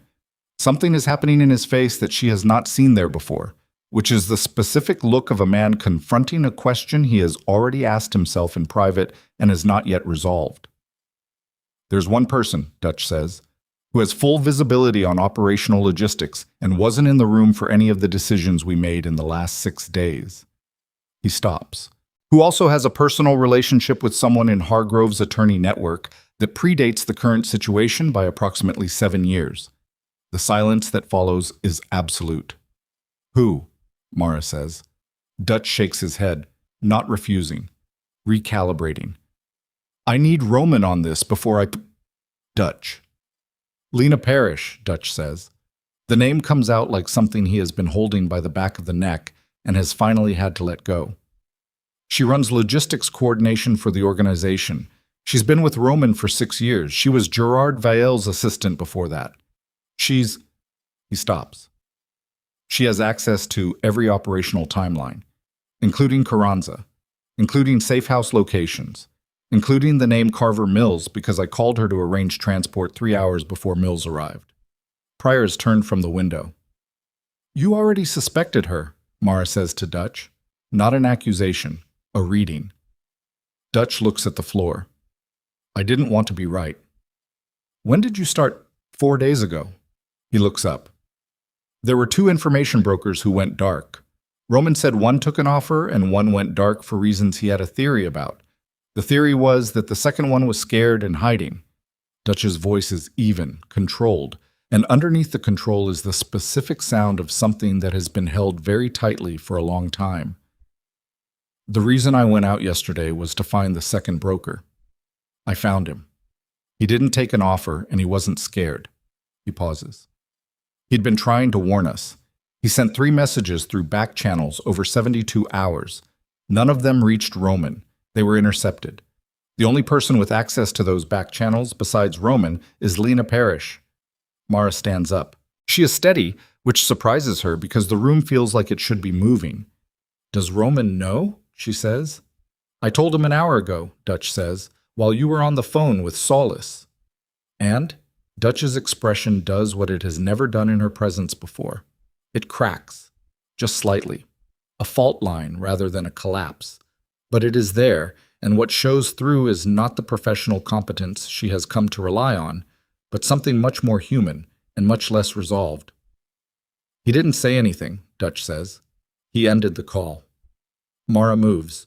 She is across the room and has her phone in her hand and is dialing before she has consciously decided to do it, because the calculation is already done. Roman has just been told that someone inside his organization, someone who worked for his father, someone who has been with him for 6 years, has been feeding their position to Cole Hargrove. And Roman is alone with that information and the Carranza deadline, and the knowledge that Frame is in a cold storage facility in North Las Vegas. And the one thing she knows about Roman Vail with complete certainty is that when he is in pain, he moves toward the problem that caused the pain rather than away from it. And there's a problem with that right now, a significant one. The phone rings 4 times and goes to voicemail. She calls Dutch's number, which Roman has. Voicemail. She calls Pryor's. Voicemail. He turned his phone off, Pryor says. He is already at the door, jacket on. He's going to go get her himself, Dutch says. Right now, tonight, before he's thought it through. Can he find her? He knows where she lives. Dutch is moving. He's known where everyone in the organization lives for 9 years. It's how he is. Mara looks at the kitchen table. Solis's equipment, her legal pads, the documents that are 22 hours from being a complete and submission-ready federal package.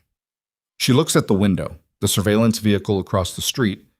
She makes 3 decisions in approximately 4 seconds. Solis, she says, you leave this building in 30 minutes. Take the documentation package to the address I'm going to give you, which is Frame's firm. His senior paralegal has been cleared by Roman's people, and she has secure storage. You do not tell anyone where you're going. You take the freight elevator to the parking structure and you use the vehicle Dutch will arrange in the next 10 minutes. She looks at Dutch. Arrange it. Dutch is already on his phone. Pryor, she says, you're with me. Pryor does not question this. He opens the door. They find Roman at Lena Parrish's apartment building in 28 minutes. He is in the lobby, standing with his phone in his hand and an expression on his face that she has not seen before and hopes she does not see again. The expression of a man who has done the arithmetic on a betrayal and arrived at a number that is much larger than he budgeted for. Lena Parrish is not in her apartment. She left, according to the building's security log, 4 hours ago with 2 bags. The apartment which Pryor checks while Roman stands in the lobby, is clean in the way of a place that has been systematically and deliberately emptied of anything personally identifying. No paper, no devices, personal photographs removed from their frames, bathroom cleared. She knew we'd get here, Roman says. His voice is completely flat. She knew the moment Dutch confirmed the second broker. He looks at the phone in his hand. She's had an exit prepared. For how long? Mara asks. Roman is quiet for a moment. Long enough that it was prepared, he says, which means long enough that she was always planning to use it. She watches his face.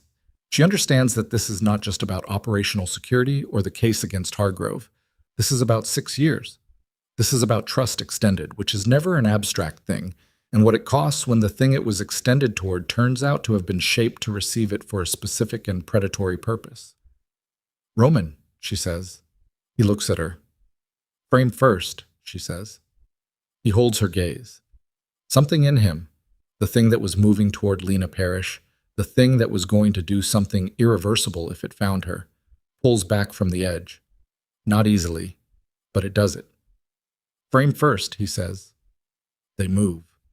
The intelligence on the cold storage facility comes together in the car, Dutch on the phone, pulling information from 2 sources in sequence, his voice low and specific, clipping sentences to their functional minimum. The facility is owned by a company called Arcline Logistics, which is clean, which is the point. It runs a legitimate refrigerated freight operation on the ground floor with 12 employees who work standard shifts and go home at 6. The upper level is accessed through a service stairwell that the main building layout does not show on any public filing, which Dutch found in a county permit application from 8 years ago that was subsequently amended to remove the floor plan discrepancy.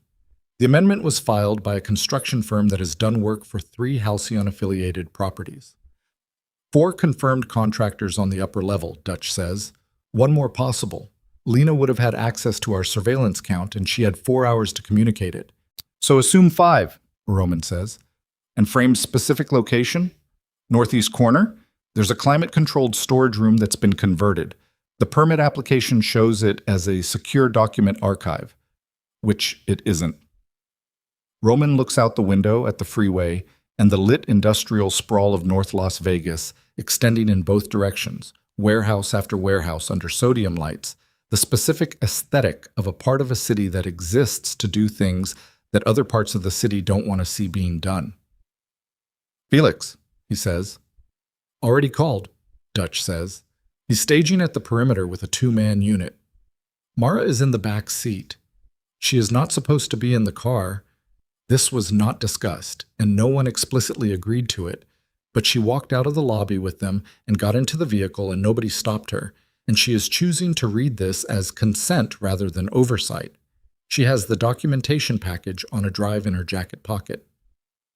Solis is en route to Frame's firm. Everything they have built is portable and secured and 12 hours from complete. She needs Frame out, and she needs Frame in front of a federal prosecutor.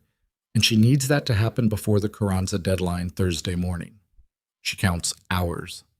It is Tuesday, 2:14 in the morning, 32 hours.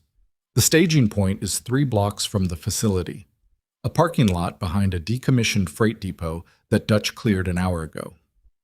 Felix is already there when they arrive, broad, quiet, with that room-filling quality compressed into the cold air of a parking lot at 2 in the morning. He looks at Roman when they get out of the car, and the look that passes between them contains things that Mara cannot read, but can feel the weight of. You sure about the count? Felix asked Dutch. 4 confirmed, 1 possible. Northeast corner, upper level. The stairwell access is on the south side of the building. There's a secondary exit on the north that the permit application shows as emergency egress only, but Halcyon has used it as a primary access point in 2 prior operations. So they know we might come in the south and they'll watch the north. Yes. Felix nods. He looks at the 2 men behind him, younger, efficient, with the compressed manner of people who have been well-trained and are not anxious about what they're about to do. We go in through the freight loading bay on the west side. It's not on Halcyon's playbook for this building because it's not on any diagram. It was added in a later renovation, and the permit is filed under the logistics company's name, not the building owner. Dutch looks at him. How do you know that? Because I looked at the building before we got here, Felix says simply. I look at buildings. Roman almost smiles. Almost. They move at 2:45. Felix's unit goes in through the freight bay. Dutch takes the south stairwell with one of Roman's secondary people. Roman and Pryor move to the north exit as containment, which is where they'll push Hargrove's contractors if the extraction drives them out. Mara is supposed to stay in the car. She stays in the car for 11 minutes. Then the radio, Dutch's secondary radio, which he left on the seat beside her with the specific studied carelessness of a man who is leaving a door open that he cannot officially open, crackles with Felix's voice. Upper level is active. I have eyes on the northeast room. Frame is in there. He's upright. A pause. He's not alone. She is out of the car before she processes the decision to move. The freight bay is dark and smells of refrigerant and diesel, and the specific industrial cold of a building that processes frozen cargo. She goes in low and fast, keeping to the left wall, and the sounds from above are muffled by the concrete floor between stories. But they are there. Footsteps. A voice raised briefly. Something that is not quite a gunshot, but has the quality of controlled violence.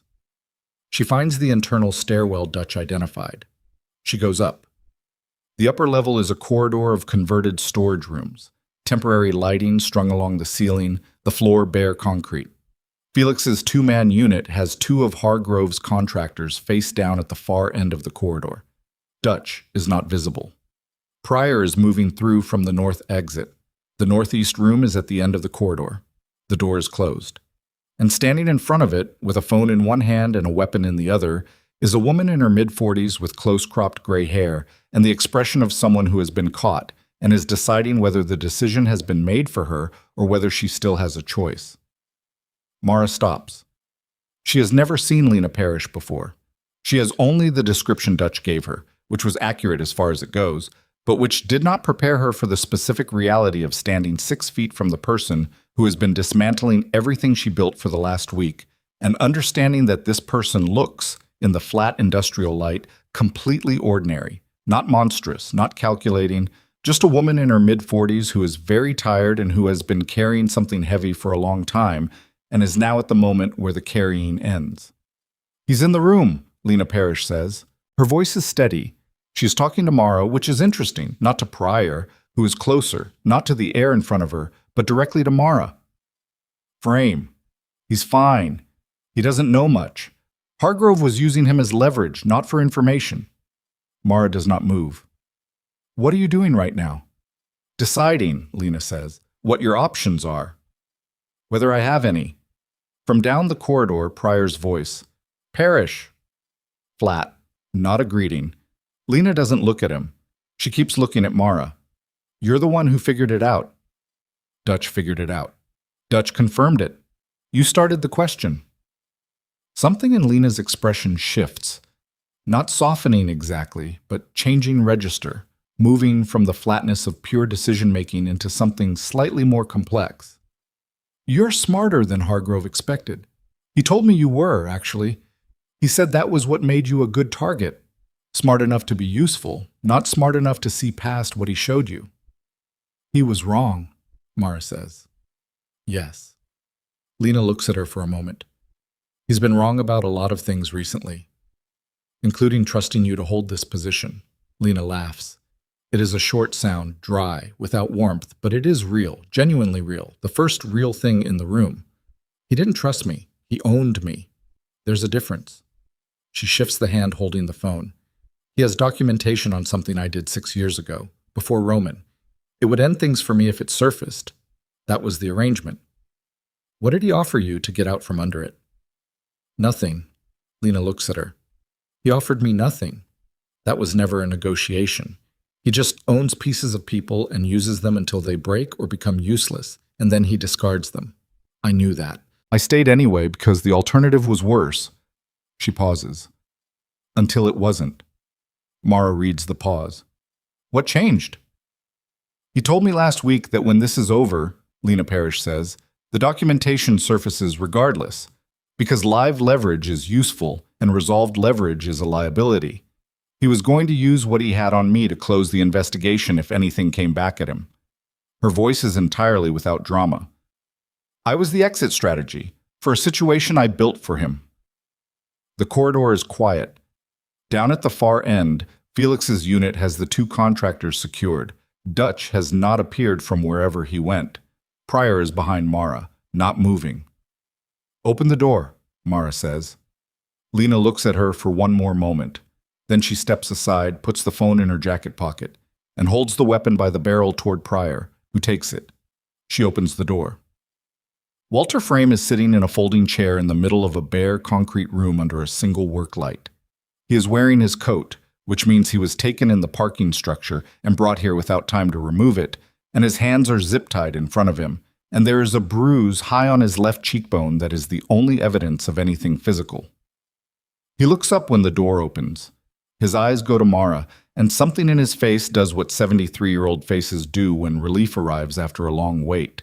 It doesn't collapse exactly, but it releases, like a man setting down something he has been carrying in silence without complaint. Miss Voss, he says. His voice is steady. Of course it is. Mr. Frame, she says, we need to get you out of here. Pryor is already cutting the ties. Frame flexes his hands, rolls his wrists, looks at the room around him with the specific expression of a man filing information for later use. I should tell you, Frame says, standing, that the man who brought me here was very thorough in explaining what I would be required to testify to. The prepared statement was detailed. Whoever drafted it understands probate law. Winston Vale, Mara says. Frame nods, unsurprised. Vale has been an acquaintance for 30 years. I should have... Yes, Vale. He straightens his coat. I also recorded the conversation on a device that they failed to locate, which I would like to note is built into the lining of this coat at my wife's insistence, because she is significantly more paranoid than I have historically given her credit for. Mara stares at him. My wife, Frame says, is a retired federal investigator. The recording from Frame's coat lining contains 41 minutes of audio. It begins with the moment of his arrival at the facility and covers the specific terms of the testimony he was instructed to deliver, including the names of the federal case instruments already filed in preparation for it.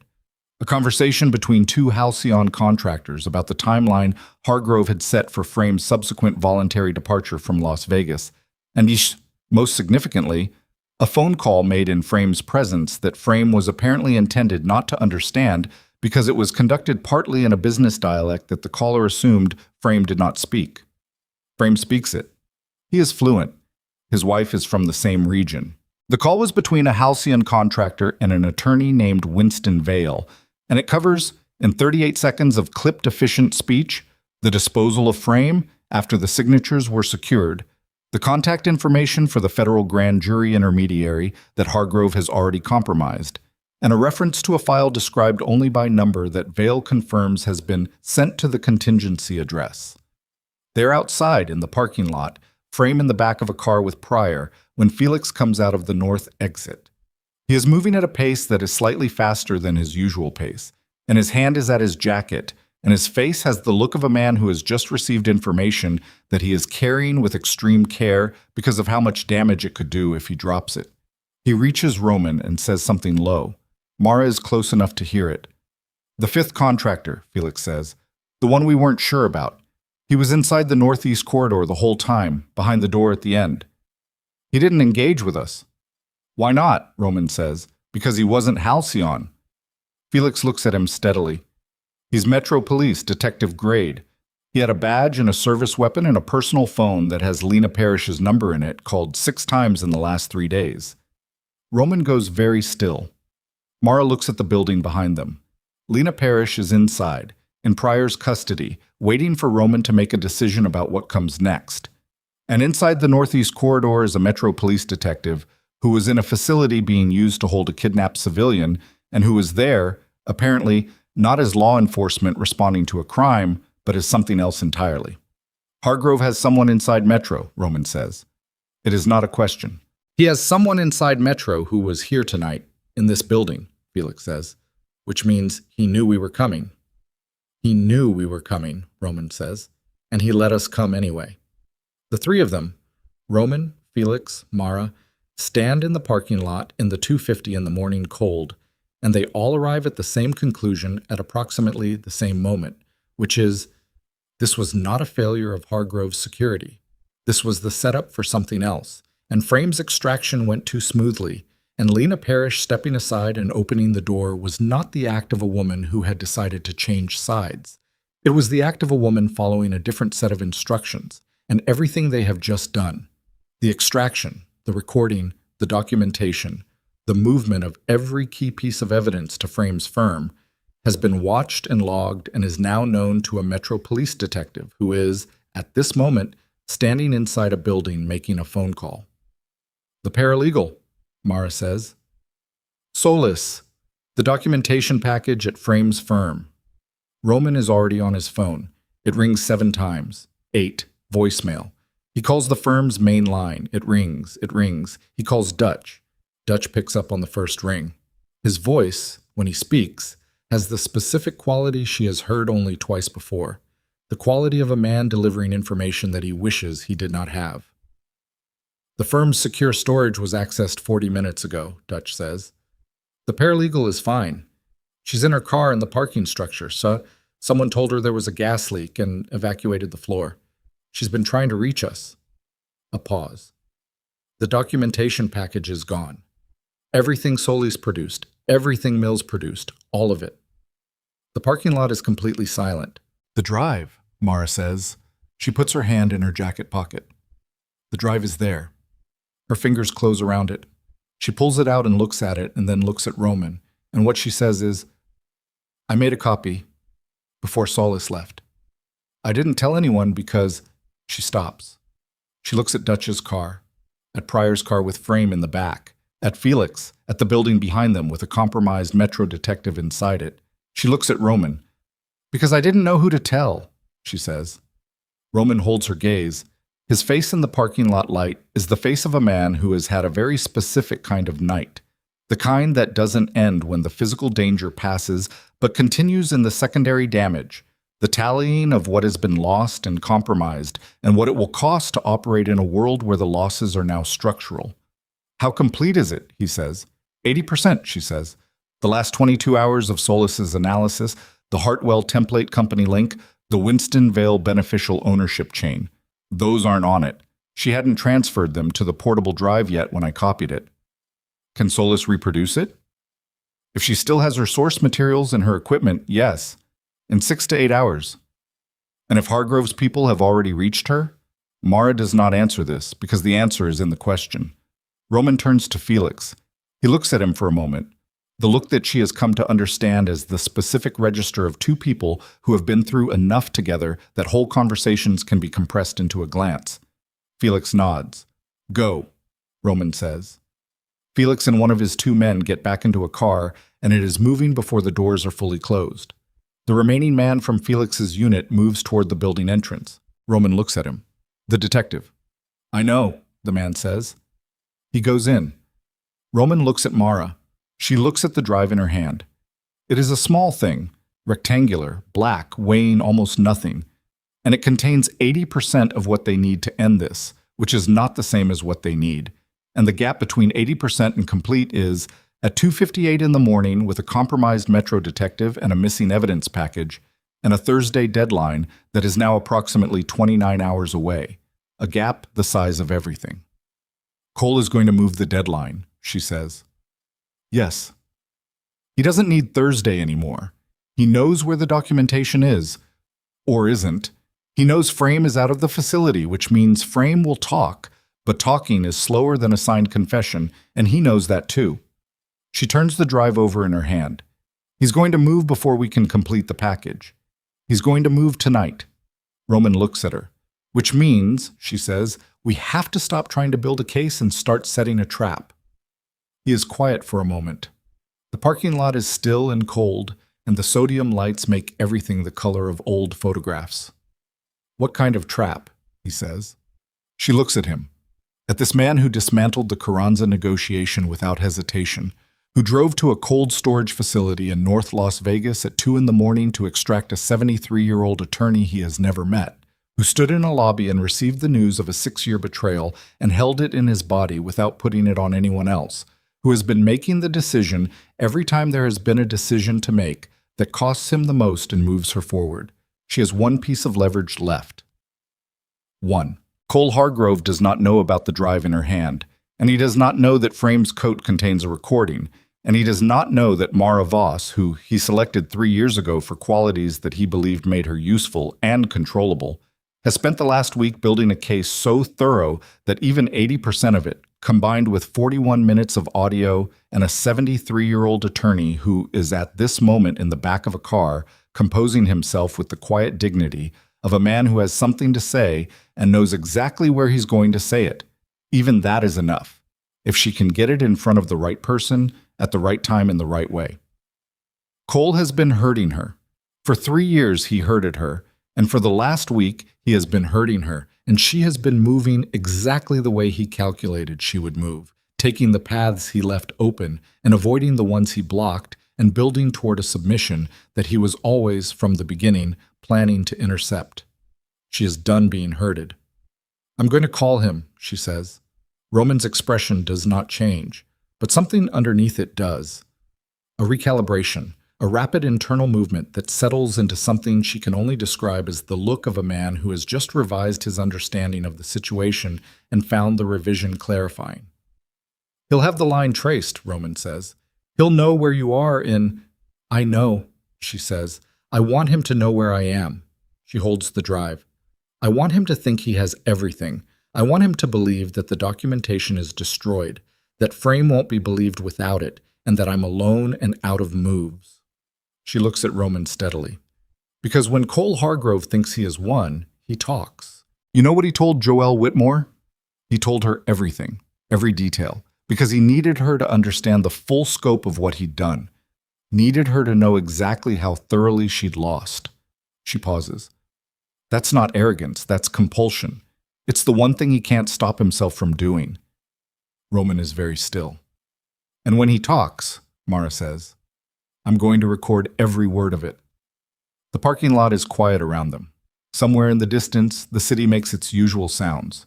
Traffic on the freeway, a horn, the ambient hum of a place that runs all night without checking whether anyone is watching. Mara Voss looks at the drive in her hand and then at Roman Vael, and she is not the woman who climbed down a maintenance ladder in the rain anymore. And she is not the woman who stood with her back against the wall in Suite 1407 with no idea what she'd walked into. She is something that has been made by the last week, and by the last 3 years, and by 60 years of her grandmother's careful, rigorous, undefeated love. And what it has made her is this: a woman who has decided that the only way through is straight, and that straight means walking directly toward the thing that has been trying to break her, and looking at it clearly for the first time, without the mediating distance of documents and forensics and legal instruments, eye to eye, in the room where everything ends, with a recording device in her pocket, and nothing left to lose, and everything left to say. Roman looks at her for a long moment. The parking lot light catches the angles of his face, and he is very still, the way he gets still when a decision has been made and what remains is only the execution of it. "You're not doing it alone," he says. "I know." "Where?" She thinks about it for exactly 3 seconds. "The Meridian. Cole has equity in the project. He knows the building. He'll believe I chose it because I'm cornered and running out of options. No security cameras on the upper floors, construction still active, no civilian exposure." She pauses. "And it's the last place he'll expect me to have prepared." Roman nods. "Once. I'll have people inside before you make the call," he says. "You go in after the building is set." He looks at her. "You do not go in before." "Agreed." "And the recording device, not your phone. Pryor has something cleaner." "I know." He holds her gaze for one more moment, and what passes between them is not reassurance. Neither of them is built for that particular performance, but something more durable, an acknowledgement. Two people who have looked at the full cost of what comes next and have both decided it is payable. She turns toward Pryor's car.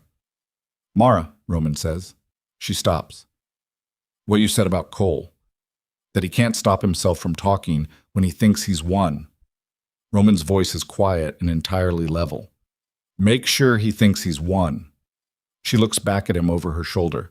That, she says, is the one thing I've had 3 years of practice at. She walks to the car. Frame shifts in the back seat to make room, and she gets in beside him and she pulls out her phone. The borrowed phone, Roman's network, untraceable for another hour at minimum. And she stares at the screen for a moment. Then she dials Cole Hargrove's private number, the one she was never supposed to have memorized, the one she memorized anyway because that is who she is and has always been.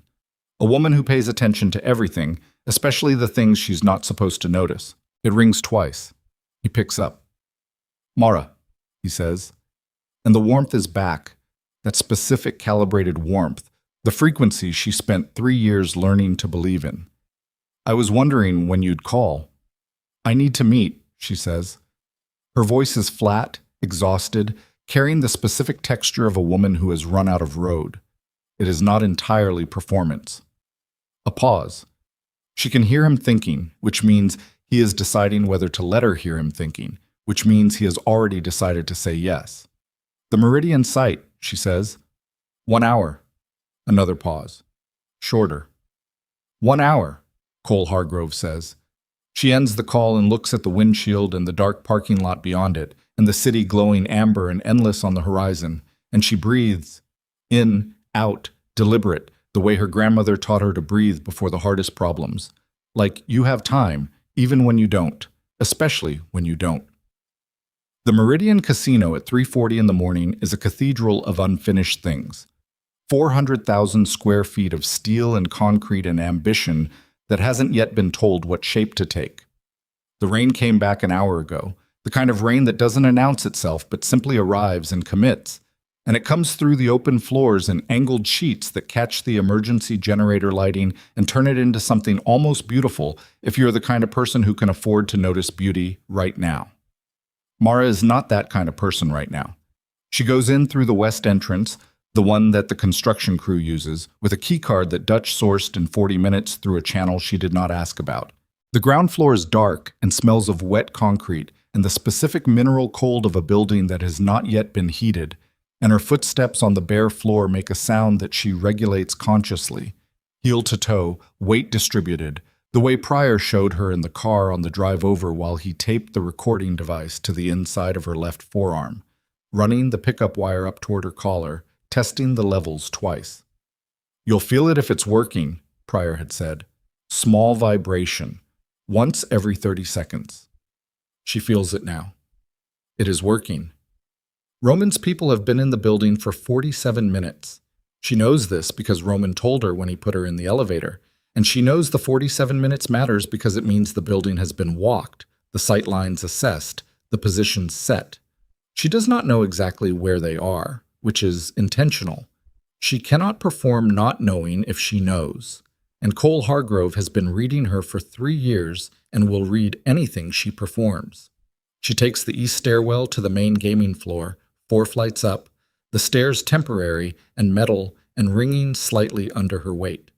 The gaming floor is the largest open space in the building, the size of 2 football fields, she thinks, though the darkness and the scaffolding compress it, make it intimate in a way that a finished casino floor never would be.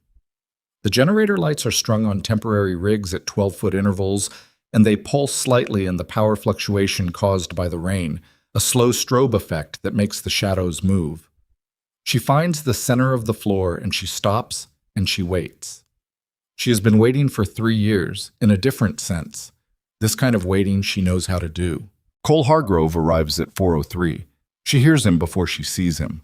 The confident footsteps, unhurried, from the north entrance. He comes in with 2 people behind him, which she expected, and they peel off at the entrance to take positions at the perimeter of the floor, which she also expected. Cole himself moves toward her across the concrete in a coat that costs more than 3 months of her former salary, and his face in the generator light is the face she has known for 3 years. The face that told her she was safe, that told her she was seen, that told her she was loved, in the specific sequence that she now understands was a protocol rather than a truth. He stops 8 feet away. "You look terrible," he says. He says it warmly. "I feel terrible," she says.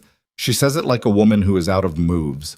She has been practicing the specific weight of it since the car, the sound of 3 years of accumulated erosion compressed into 4 words. Cole looks at her for a moment. He is reading her, the way he always reads her, looking for the thing underneath the surface, the data behind the presentation.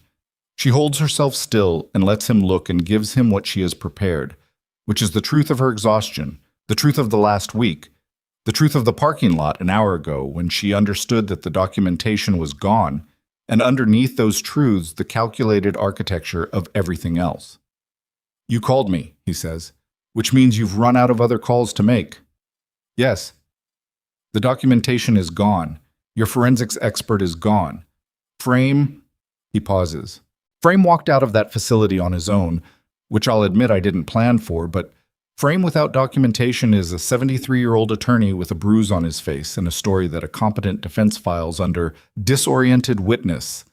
He tilts his head slightly. "Your friend, Vale. Where is he?" "I don't know," she says. "We had a disagreement about next steps." "What kind of disagreement?" "The kind where he decided this wasn't worth what it was costing him, and I decided I wasn't done." She holds Cole's gaze.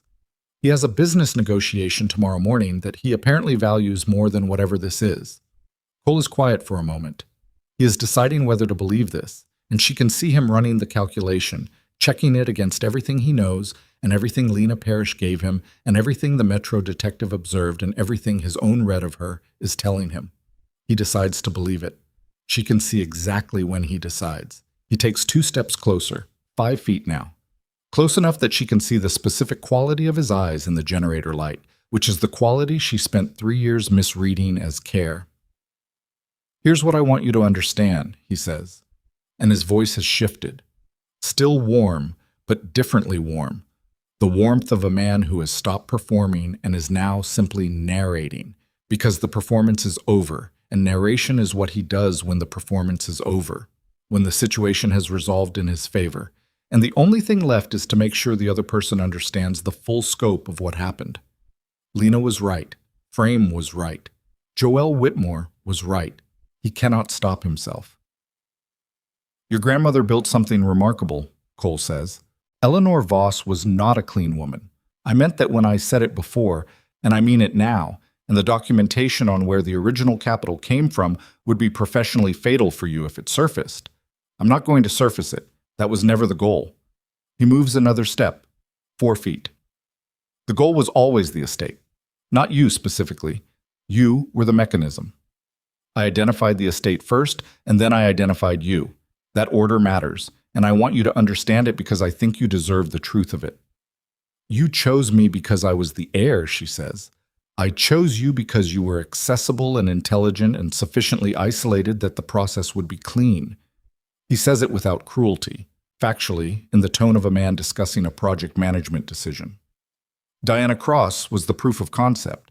Joelle Whitmore was the complication. She was less isolated than I assessed and more resilient than the profile suggested. The outcome was messier than I wanted, and it adjusted my methodology. "You tried to kill her," Mara says. "I tried to resolve a problem that had become unmanageable," Cole says. "She survived. She's been surviving quietly somewhere for 9 years. I wish her well." He looks at Mara. "I want you to survive too. That's not performance. I'm offering you a real exit, resources, a new identity if you want one, no further contact. You sign, you walk, you live a good life somewhere." He pauses. "The alternative is that the documentation on Eleanor's capital sources surfaces. Frame's credibility is destroyed through a process that Winston has been building for 3 months. And you spend the next 4 years in a legal proceeding that you cannot win. Plus, he is 4 feet away and he is telling her everything, and the device on her forearm is pulsing every 30 seconds, and she can feel it like a second heartbeat. She needs 40 more seconds. Winston Vale, she says. He owns Hartwell Notarial Solutions. Something moves in Cole's face. Brief, controlled. How do you... Because I followed the template company 3 layers deep before your people took the documentation package. She watches him. That's federal jurisdiction, Cole. That's not estate fraud. That's fabrication of federal court instruments. Winston Vale filed sealed case documents with fabricated safety grounds. That's a separate proceeding from anything you can touch with your Metro contact. Cole is very still now. The Metro contact, she says. Detective, I don't know his name yet, but I know he was in the facility tonight, and I know Frame saw him, and Frame has a memory for faces that 40 years of courtroom work will do for a person. She holds his gaze. You overbuilt this. That's what you did. You built so many layers that you left traces in the architecture that a good forensic accountant could find in 28 hours with the right tools. The documentation is gone, Cole says. His voice has changed again. The warmth is entirely gone now, and what replaced it is not cold but precise. The voice of a man who is recalibrating in real time and does not like what the new numbers are showing. Yes, she says. It is. She watches him make the mistake she has been waiting for him to make, which is the mistake all people make when they have been managing a situation for long enough that they have stopped being able to see it from outside. The mistake of believing that the absence of visible evidence is the same as the absence of evidence. He reaches into his coat. What he produces is not a weapon. It is a phone, and he is dialing before she fully registers what he is doing, and the number he dials makes a sound twice before a voice picks up. And the voice that picks up is one she has heard before. Dutch, saying a number, reading from a script, and she understands in the fraction of a second before everything changes that Cole is calling the Metro detective, and the number he has for the Metro detective is the number Dutch has been holding for the last 40 minutes, and Cole Hargrove has just called the trap. The lights come up. Not the generator lights. Those stay where they are, pulsing in the rain. The lights that come up are portable, professional, the kind that turns a dark construction floor into a readable space, and they come from 4 points simultaneously, which means the 4 people operating them have been in position this whole time, and the positioning is good enough that Cole's 2 men at the perimeter are in the light before they can assess the situation, and the assessment is being done for them by the 6 people standing behind the lights, who are not Roman's people. They are wearing jackets with 3 letters on the back. Cole looks at the jackets. He looks at the lights. He looks at Mara. She looks at him. Walter Frame's wife, she says, is a retired federal investigator. She spent 31 years with the Financial Crimes Unit. She still has friends there. She pauses. Frame called her from the car. She made 2 calls. The warrant was signed at 3:17 this morning. Cole's jaw tightens. It is the first physical thing she has seen from him, the first crack in the surface, the first evidence that inside the performance there is a person who is capable of being surprised. The recording, he says, quietly. Since you walked in, she says. He looks at her, at the device she is now pulling from her jacket pocket, the secondary recorder, the visible one, the one she wants him to see because seeing it means understanding that the conversation he just had, the full narration of everything he did to Diana Cross and Joelle Whitmore and Mara herself, and the operational detail of Winston Vale and Hartwell and the Metro detective, is complete and captured and is now in the hands of the people in the jackets with the 3 letters.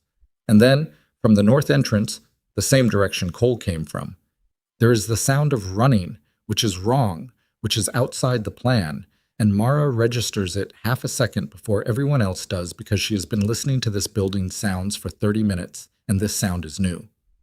Cole's 2 perimeter men break simultaneously, not toward the federal agents, away from them, toward the scaffolding on the east side of the floor, which tells her the breaks are planned, which tells her Cole had a contingency for a law enforcement presence, which tells her that somewhere in the chain between the warrant being signed and this moment, a piece of information moved in the wrong direction. The federal agents move to intercept and the floor goes loud, voices, commands, the percussion of boots on concrete. And in the noise, Mara loses sight of Cole for 3 seconds, which is 2 seconds too long. And when she finds him again, he is not where he was. He is moving toward her, not running, walking, fast, purposeful, and his hand is in his coat now, and what comes out of his coat is not a phone this time, and she is already moving sideways when the sound happens. Not a gunshot, a different sound, the sound of something structural giving way, and it comes from above. The scaffolding on the east side, the section Cole's 2 men ran toward, shudders. One of them has hit a load-bearing connector in the dark, and the section above it shifts, 200 pounds of pipe and planking and equipment moving on compromised joints, and the sound it makes is the sound of something trying to decide whether to fall. It decides. The collapse comes down on the east section of the floor, and the noise is enormous. Metal on concrete, an impact that the whole building feels. And the dust and debris and displaced air hit the generator lights, and two of them go out. And the floor goes from lit to half-lit to something in between that is worse than either. Shadows moving in the emergency strobing, and people moving in the shadows, and voices everywhere. Commands and responses, and one voice that is not a command but a specific contained sound of pain. Mara knows that sound. She turns toward it. Roman is on the floor on the far side of the collapsed scaffolding. He came in from the east. She hadn't known he was on the floor. She thought he was in the stairwell. And the collapse caught the edge of where he was moving, and the section that came down clipped him. Not directly, but enough. And he is on one knee with his hand on the floor and his other hand at his side, and the specific way he is holding himself tells her before she reaches him what it costs him to be in that position. She crosses the floor at a run. Behind her, the federal agents have Cole's two perimeter men down and are working toward Cole, who has used the collapse the way a person uses any sudden chaos, as cover, as opportunity, as the moment where the plan and the contingency swap places. She reaches Roman. She drops to her knees. "How bad?" she says. "Don't," he says. "Roman, I'm up in a second." His voice is compressed, the specific compression of a man managing pain by making it smaller than it is through the sheer application of will. "Where is he?" She looks up. The floor is partially dark and people are moving through it. And the rain is coming in harder through the open upper levels now, hitting the concrete and visible curtains. And the generator lights that are still working are swinging slightly in the air, movement, and making the whole scene shift and rearrange. She cannot see Cole. "He moved during the collapse," she says. Roman gets to his feet. He does it in one motion that she can tell costs him a specific and significant amount, and he does not make a sound doing it, and he is moving before she has fully processed that he is upright. "East," he says. "He'll go east." The freight elevator on the east side still has power. Construction crew uses it for equipment. If he gets to the ground floor, she is already moving. They cross the gaming floor together, around the edge of the scaffolding collapse, through the debris field of pipe sections and planking and the acrid smell of disturbed concrete dust, and the east side of the floor opens up in front of them. A long corridor of unfinished space, columns at 12-foot intervals, darkness between the generator lights that still work and the ones that don't. Mara sees him. Cole is 60 feet ahead, moving fast, his coat gone, shed somewhere in the chaos, which makes him faster and harder to track in the dark. He has the specific gait of a man who is not accustomed to running, but who is doing it with everything he has, and he has a head start. And the freight elevator is at the far end of the corridor, and its indicator light is green, which means it is on this floor, and the doors are closed, and it will take him 4 seconds to open them and step in, and another 4 seconds for the doors to close. And there are 60 feet between him and Mara, and she is not going to close 60 feet in 8 seconds. Roman is. He passes her without a word, and what she watches in the next 8 seconds is a man running through pain at a pace that she understands is not sustainable and is not meant to be. Burning the reserve that the knee injury has been taxing since the scaffolding collapse. Spending it in one deliberate and complete expenditure because 8 seconds is what the situation costs, and he is paying it. He reaches Cole 4 feet from the elevator doors. What happens is not elegant. It is 2 men in the dark in a building full of rain and debris, and it is fast and close and brutal in the specific way of physical confrontations where neither person is trying to win a fight, but both people are trying to control a single variable. In Cole's case, whether those elevator doors open, and in Roman's case, whether they don't. Cole is not a physical man. He is a man who has always used other people for the things that require physical presence. And the disadvantage of that system is the one being illustrated right now, in the dark, 4 feet from a freight elevator, as Roman Vale takes him down to the concrete with a controlled economy of motion that speaks to a lifetime of experience that Cole Hargrove, for all his research and all his preparation, did not adequately account for. Cole goes down hard. He goes down fighting. He is not passive, credit where it is due. He is desperate, and desperation has its own physics. And he catches Roman on the side of the head with an elbow that makes a sound Mara hears from 20 feet away. And Roman's grip loosens for a fraction of a second, and Cole uses that fraction. He rolls. He gets a hand on Roman's injured side. He pushes. Roman makes a sound. Controlled, immediate, gone, almost before it happens. But she hears it, and Cole hears it, and Cole pushes again at the same place, and Roman's grip breaks. Cole is up, 4 feet to the elevator. His hand finds the call button. Mara hits him from the left. She has closed the 20 feet and she does not think about what she is doing, which is the correct approach, because thinking about it would have introduced a half-second of hesitation that she does not have. She hits him at the shoulder with everything she weighs, and it is not enough to take him down, but it is enough to move him, to break the straight line between his hand and the button, and they are both off balance in the dark, and her hand finds his wrist, the wrist with the hand that went for Roman's injury. And she twists it in the direction that Pryor showed her in the car, which she thought at the time was instruction for a situation she would not be in. Cole shouts, short, sharp, involuntary. His wrist bends in a direction it was not designed to go. His knees buckle. Roman is behind him before he hits the floor, and this time the grip does not break, and Cole Hargrove goes down to the concrete of the unfinished Meridian Casino gaming floor and stays there. And the freight elevator light blinks green in the dark above all of them, like a thing that was almost used and wasn't. Mara straightens. Her shoulder where she hit him is going to make its objection known in about an hour. Right now it has not yet received the memo. She looks at Roman. He is upright, holding Cole with one hand on his collar and his weight distributed away from the injured side. And his face in the swinging generator light is the face of a man who has made the expenditure and is now standing on the other side of it, assessing what remains. Roman, she says. I'm fine, he says. You're not. I'm operational, he says, which is a different claim and one she cannot argue with because he is demonstrably operational. Cole Hargrove is demonstrably on the floor, and the federal agents are demonstrably working their way down the east corridor toward them with lights and voices and the machinery of a process that has finally, after all of it, been given what it needs to run. Cole says nothing. He is looking at the concrete 6 inches from his face, and he is breathing hard, and he is, for the first time in 3 years, not performing anything. Mara crouches down in front of him. She does it deliberately, slowly, until she is at his level, and he has to look at her if he looks at anything. Diana Cross, she says, Joelle Whitmore, and me. She holds his gaze. Say their names. Cole looks at her. His face is the face of a man who has run the final calculation and arrived at the number. And the number is unacceptable, and there is nothing to do with an unacceptable number except carry it. He does not say the names. It's enough, Roman says.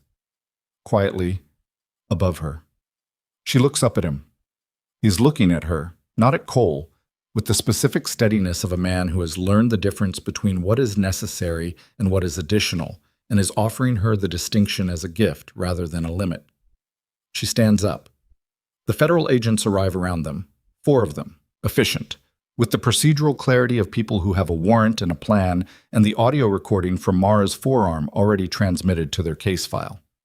And Cole Hargrove's hands go behind his back with a sound that is small and definitive and irreversible. One of the agents, senior, with the specific bearing of someone who has been working financial crimes long enough to have stopped being surprised by the scale of human capacity for sustained predation, looks at Mara. The recording is complete, he says. Complete, she says. From the moment he walked in. The agent nods. He looks at Cole. He looks at Roman, who he has the good professional sense not to comment on, which Mara appreciates. We'll need statements, the agent says. We know, she says. They begin walking Cole toward the north entrance, and the rain comes in through the open upper floors of the building and hits the concrete around them, and the generator lights swing in the air movement and make everything shift and resettle. And Roman is beside her, limping in a way he will deny later, and the gaming floor of the Meridian Casino, 400,000 square feet of unfinished intention, is loud with the machinery of a legal process finally given enough to run on. Mara watches them walk Cole Hargrove toward the entrance, and she watches his back, and she waits for something to arrive. Relief, triumph, The specific emotional resolution that 3 years of sustained damage should theoretically discharge into, and what arrives instead is simpler and quieter and more durable than any of those things.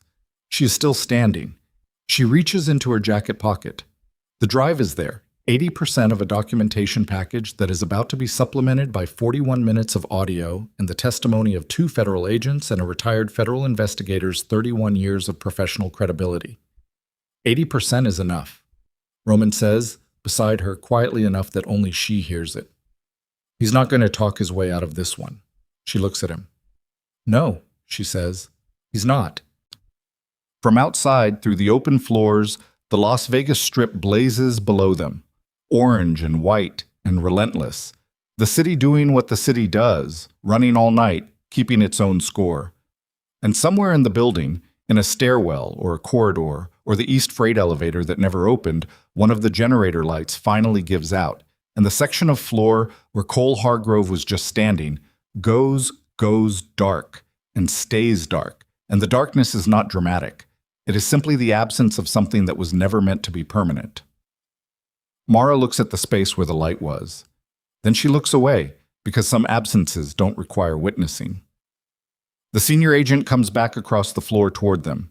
He moves with the deliberate pace of a man who has closed enough cases to know that the moment of arrest is not the end of anything but the beginning of a longer, slower process, and that the people who made it possible deserve a few seconds of acknowledgement before that process consumes everything.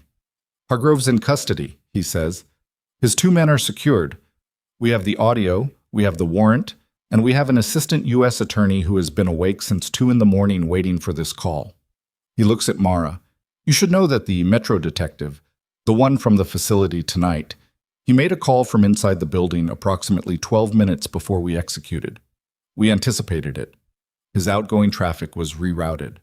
He pauses. He is also currently in custody. Mara lets out a breath. It is not a dramatic breath, not relief, not triumph, just the body releasing something it has been holding at tension for a very long time. Winston Vale, she says, warrant is being executed at his residence as of 4 minutes ago. The agent holds her gaze. It's moving, Ms. Voss. All of it. Tonight. She nods. He moves back toward his team, and Mara stands in the rain-loud, generator-lit ruin of the unfinished gaming floor, and Roman stands beside her, and neither of them says anything for a moment, which is the right call because some moments are not improved by language. Then Roman says, "We need to get you to the U.S. Attorney's office." "I know." "And I need a hospital." She looks at him. "I know that too. I'm not Roman." She looks at him directly, at the set of his jaw and the way he is distributing his weight and the specific quality of his stillness, which is no longer the stillness of a man at rest, but the stillness of a man conserving what he has left. "You said you were operational." "I am." "Then operate yourself into the car." Something crosses his face. Not a smile, almost a smile, the nearest thing to a smile that a man of his particular construction produces when he is in genuine pain and genuine relief simultaneously and does not have the surplus capacity to resolve them into anything cleaner. He moves toward the exit. She moves with him. Behind them, the Meridian Casino settles into itself. The rain, the swinging lights, the scaffolding debris, the concrete dust still hanging in the air where the east section came down. And it is, for all of its unfinished grandeur, just a building now. A place where something happened. A place that will, in 13 months, be completed and opened and filled with people who will never know what the floor looked like on this particular night in the rain, and that is exactly as it should be. Mara Voss walks out of it into the pre-dawn Nevada air and does not look back. The hospital is a place that runs on different time than the rest of the world. It is 4:51 in the morning when they bring Roman in through the emergency entrance at Desert Springs, and the fluorescent light of the intake corridor is the specific white of a place that does not observe the distinction between night and day, that simply continues its work regardless of what the sky is doing outside. And Mara sits in a chair in the waiting area with her forearms on her knees and her eyes on the middle distance and waits for a different kind of information than she has been processing for the last week. The senior federal agent, his name, she has learned, is Harris, Aaron Harris, 22 years in financial crimes and a handshake that belongs to someone who has been delivering difficult news long enough to have made peace with the delivering of it. Sits beside her for 20 minutes, filling out intake forms for the official record. Asking questions she answers with the automatic precision of a person whose mind is operating on two tracks simultaneously. On one track, the forms, the answers, the procedural requirements of a night that has just become a federal case of considerable scope. On the other track, the sound Roman made when Cole's hand found his injured side, compressed and controlled and gone almost before it happened, and the specific way he redistributed his weight crossing the gaming floor, and the fact that he did not tell her how bad it was because he had calculated that telling her would change her performance, and her performance was the mechanism by which the whole evening worked. He protected the operation by not telling her. She knows this. She is still angry about it in a way that she will not be able to articulate cleanly for several days. Harris finishes the last form. He clicks his pen. Vale was taken into custody at 4:47, he says. His residence in Summerlin. He was awake when they arrived, which suggests he knew it was coming. He had a bag packed. He had Lena Parrish's exit as a template, Mara says. He'd been planning for this scenario. Didn't get far enough with it. Harris pauses. The bag contained 3 passports and approximately $400,000 in mixed currency. Federal seizure. He looks at her. He's going to cooperate. We've seen his type before, the attorney who has been the structural engineer of the operation, not the principal. When the principal goes down, they cooperate because they've spent 20 years telling themselves they were a professional rendering services and not a criminal making choices, and cooperation lets them maintain that story a little longer. What does that mean for the case? It means Vale gives us everything we need on the Hargrove side, and we give him a reduced exposure on the fabricated court documents. Harris says it without editorializing. He has been in this business long enough to have stopped confusing justice with satisfaction. The outcome for Hargrove is the same regardless. Vale's cooperation accelerates the timeline and closes gaps in the evidentiary chain. With the recording, with Frame's testimony, with the forensic documentation, even the 80% version. And now with Vale, this is as clean a federal financial crimes package as I've seen in 11 years in this office. Mara absorbs this. Diana Cross, she says, and Joelle Whitmore. We'll be reaching out to both. Harris pauses. Ms. Whitmore's situation is more complex. The identity she's been living under for 9 years is stable, and she may not want the disruption of surfacing. That's her choice, Mara says. It has to be her choice. Harris nods. We know that. He stands. I'll be in contact later today. Get some sleep if you can. He looks at her with the particular directness of a man who has been in enough rooms after enough operations to know when he is looking at someone who has just performed something that cost them a great deal and hasn't yet been given permission to feel it. You did well tonight, Ms. Voss. I mean that technically, not as a compliment. What you built under those conditions, the way you used the recording, that's going to hold. He leaves, and Mara is alone in the waiting area with the fluorescent light and the sound of the hospital running its night operations around her. And she sits there for a while and does not do anything in particular, which is the first time in 8 days that not doing anything has been an available option. A doctor comes out at 6:12. He is young, tired in the way of someone in the final hours of a long shift, and he gives her the information with the compressed efficiency of a professional who has learned to lead with the relevant facts.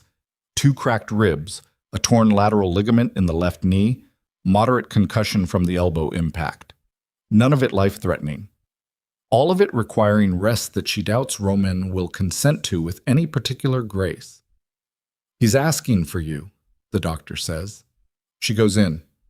The room is small and the light is the same fluorescent white as the corridor, and Roman is in the bed with his knee elevated and the specific expression of a man who finds the horizontal position professionally offensive. He looks at her when she comes in and she looks at him, and neither of them says anything for a moment because the room has enough in it already. 8 days of what they have been through together, the parking lot and the cold storage facility and the gaming floor, and Cole Hargrove's face when the lights came up, all of it present in the 12 feet between the door and the bed.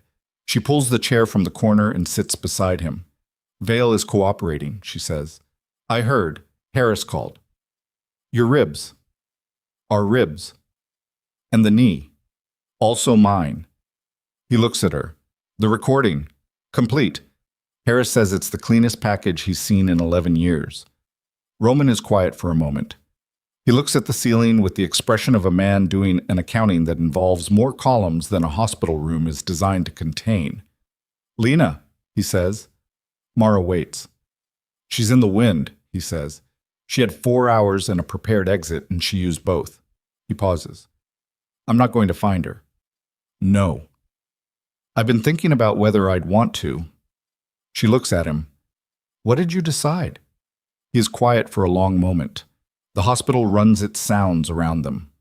A cart in the corridor, a PA system announcement 3 rooms away, the specific ambient frequency of a building full of people in various states of repair. She was in an impossible position for 6 years, Roman says. Hargrove owned something on her that she couldn't discharge, and she made choices inside that constraint that I would have made differently. He pauses. But I haven't spent 6 years inside that constraint. So, he stops. So, you're letting her go, Mara says. I'm acknowledging that I don't know what I would have done, he says. That's not the same thing. She looks at his profile, the scar below his left ear, the set of his jaw, which even horizontal in a hospital bed carries the quality of a man accustomed to holding things in place by will. What Hargrove had on her, Mara says. Do you know what it was? Yes. He doesn't elaborate. She doesn't ask him to. There are things that are his to carry, and she has learned over the last 8 days to tell the difference between the things that are hers to know and the things that are simply his, and that the difference is not a wall but a boundary, and that boundaries in the hands of the right people are not exclusions, but a form of respect. She stays until 7. When she leaves, Roman is asleep, which she suspects took him longer than it appeared and required more conscious effort than he would admit, and she stands in the doorway for a moment and looks at him sleeping in the hospital light and thinks about the specific quality of a person who was her enemy, then her reluctant protector, then something she does not yet have the right word for, and how all of those transitions happen not through declaration, but through accumulated small choices, through the patient and unglamorous work of 2 people deciding, one decision at a time, that the other person was worth the cost of showing up honestly. She closes the door quietly and goes out into the Nevada morning. The sun is coming up over the desert east of the city, turning the sky the particular amber of early desert light, and Las Vegas at 7 in the morning is a different city than Las Vegas at 4 in the morning. Quieter, more itself, the performance of the night stripped away, and what remains underneath it is just a place where people live and work and carry their ordinary weights through their ordinary days. Mara stands in the parking lot of Desert Springs Hospital with her jacket pulled against the morning cool and looks at the sky and breathes. In, out, deliberate, like you have time. She goes to work. The next 6 weeks are not a resolution in any dramatic sense.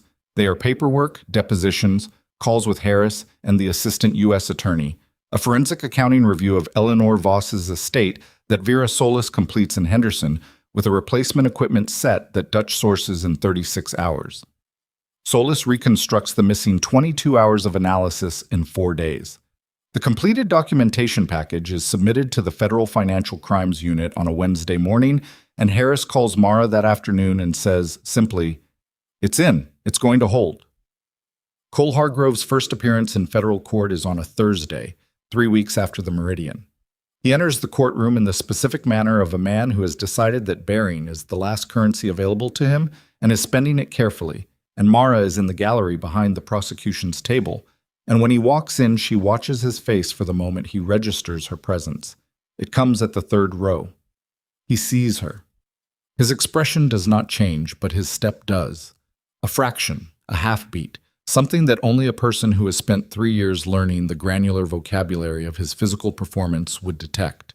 She looks at him steadily and does not look away, and he looks at her for exactly 3 seconds and then looks forward, and that is the last time their eyes meet in that room. The guilty plea comes 5 weeks later, brokered through Vale's cooperation and the weight of a federal case that Cole's attorneys, after 2 weeks of review, have characterized to him with the specific and brutal honesty that attorneys use when they have nothing else to offer. He pleads to 12 counts. The sentencing is scheduled for 4 months out. Harris calls Mara with the plea information at 8 in the morning, and she is at her kitchen table with coffee, the same table where she spread 3 legal pads and built the architecture of everything that followed. And she says, "Thank you," and hangs up and sits there for a while. Diana Cross calls that afternoon. Mara has reached out twice, through legal channels, and this is the first call back. And Diana's voice on the line is the voice of someone who has been rehearsing what she wants to say and has decided to abandon the rehearsal. "I heard about the plea," Diana says. "Yes. 7 years I've been waiting for that." She pauses. "It doesn't feel the way I thought it would." "No," Mara says. "It doesn't." A silence that is not uncomfortable. "I'm coming to Las Vegas next month," Diana says. "There's a deposition the prosecution wants. I said I'd do it in person." Another pause. "I'd like to meet you, if that's something you want." "It is," Mara says. "It definitely is." Joelle Whitmore takes longer. The contact comes through Mara's attorney, which is the channel Mara established for it. Not a direct approach, not a phone call, but a letter delivered through a legal intermediary that gives Joelle Whitmore every possible mechanism to decline without cost or explanation. The letter says what it needs to say.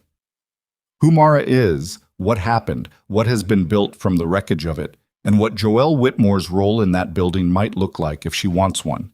It does not make demands. It does not outline obligations.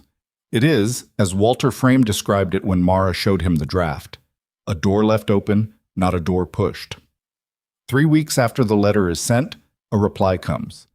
It is 2 paragraphs, handwritten on plain paper, with no return address. The first paragraph says that Joelle Whitmore has read the letter multiple times. The second paragraph says, "I'd like to talk about what a program for people in my situation would actually need." Mara writes back within the hour. The foundation takes shape over 4 months. She calls it Voss Forward, which is the least complicated name she can find for the thing she is trying to do, which is not complicated even if the execution of it is money and legal support and emergency infrastructure for people who are being erased by the people who are supposed to love them. 8 employees, 2 program areas, a board of 7 people who have between them more experience in the specific taxonomy of these situations than any institution Mara has ever encountered. Walter Frame joins the board.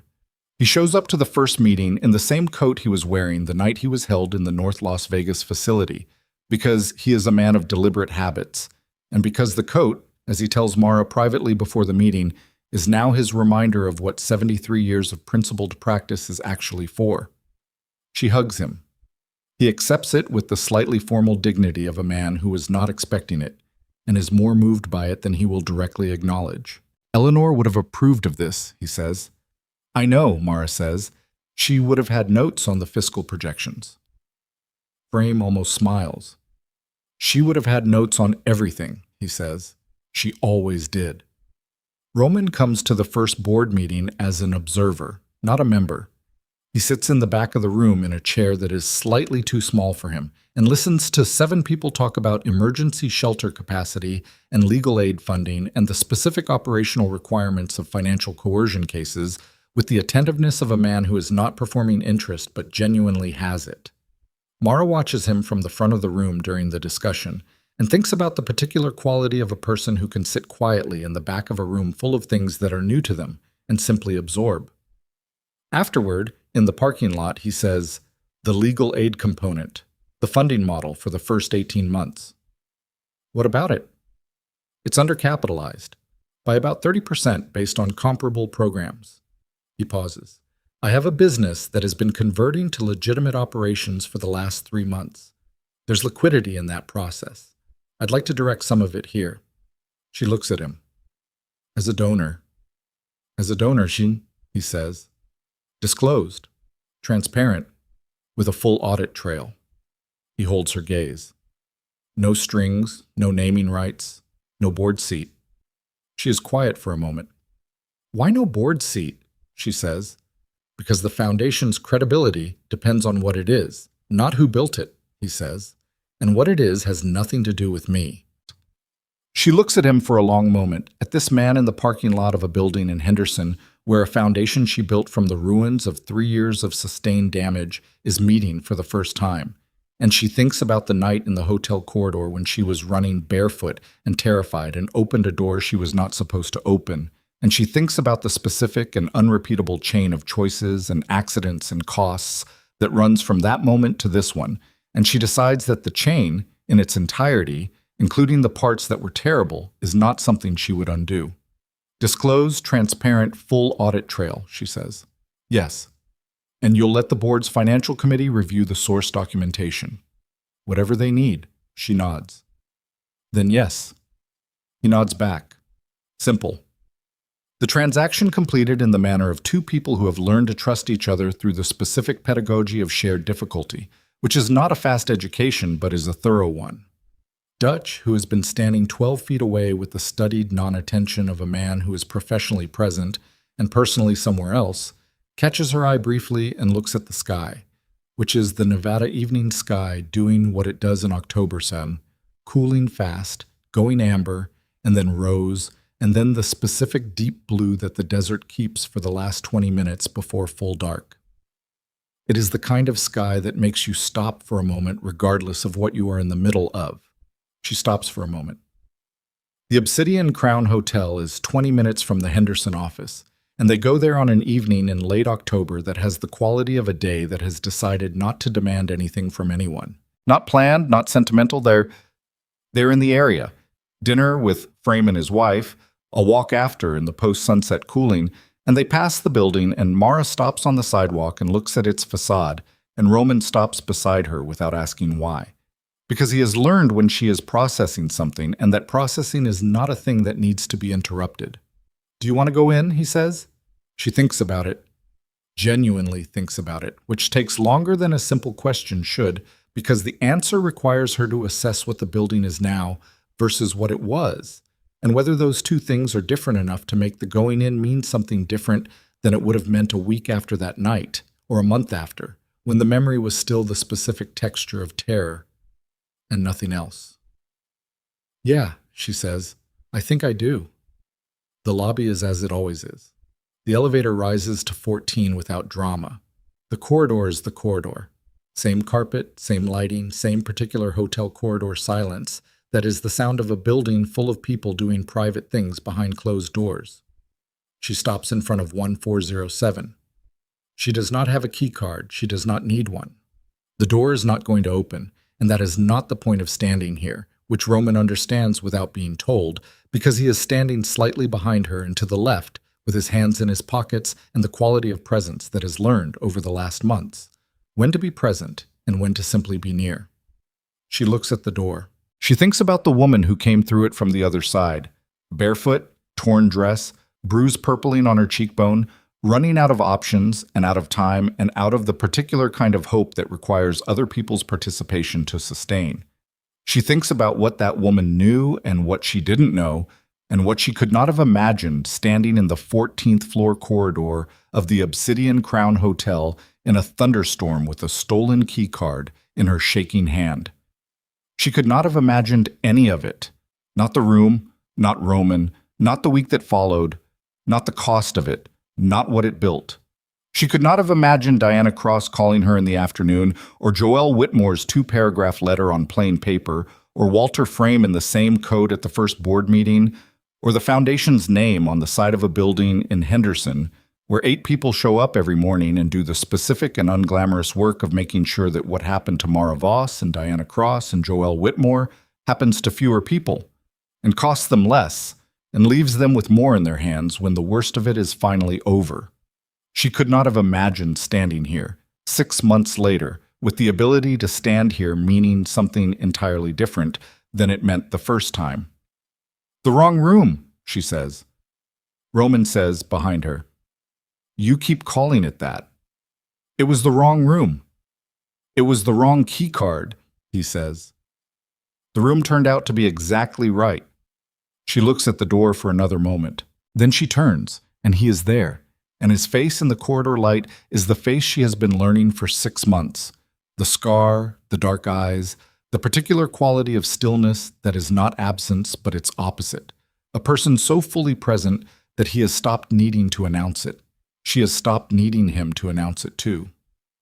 Frame's wife told me something at dinner, she says. What? She said that the two most important rooms she ever walked into were the ones she walked into by accident.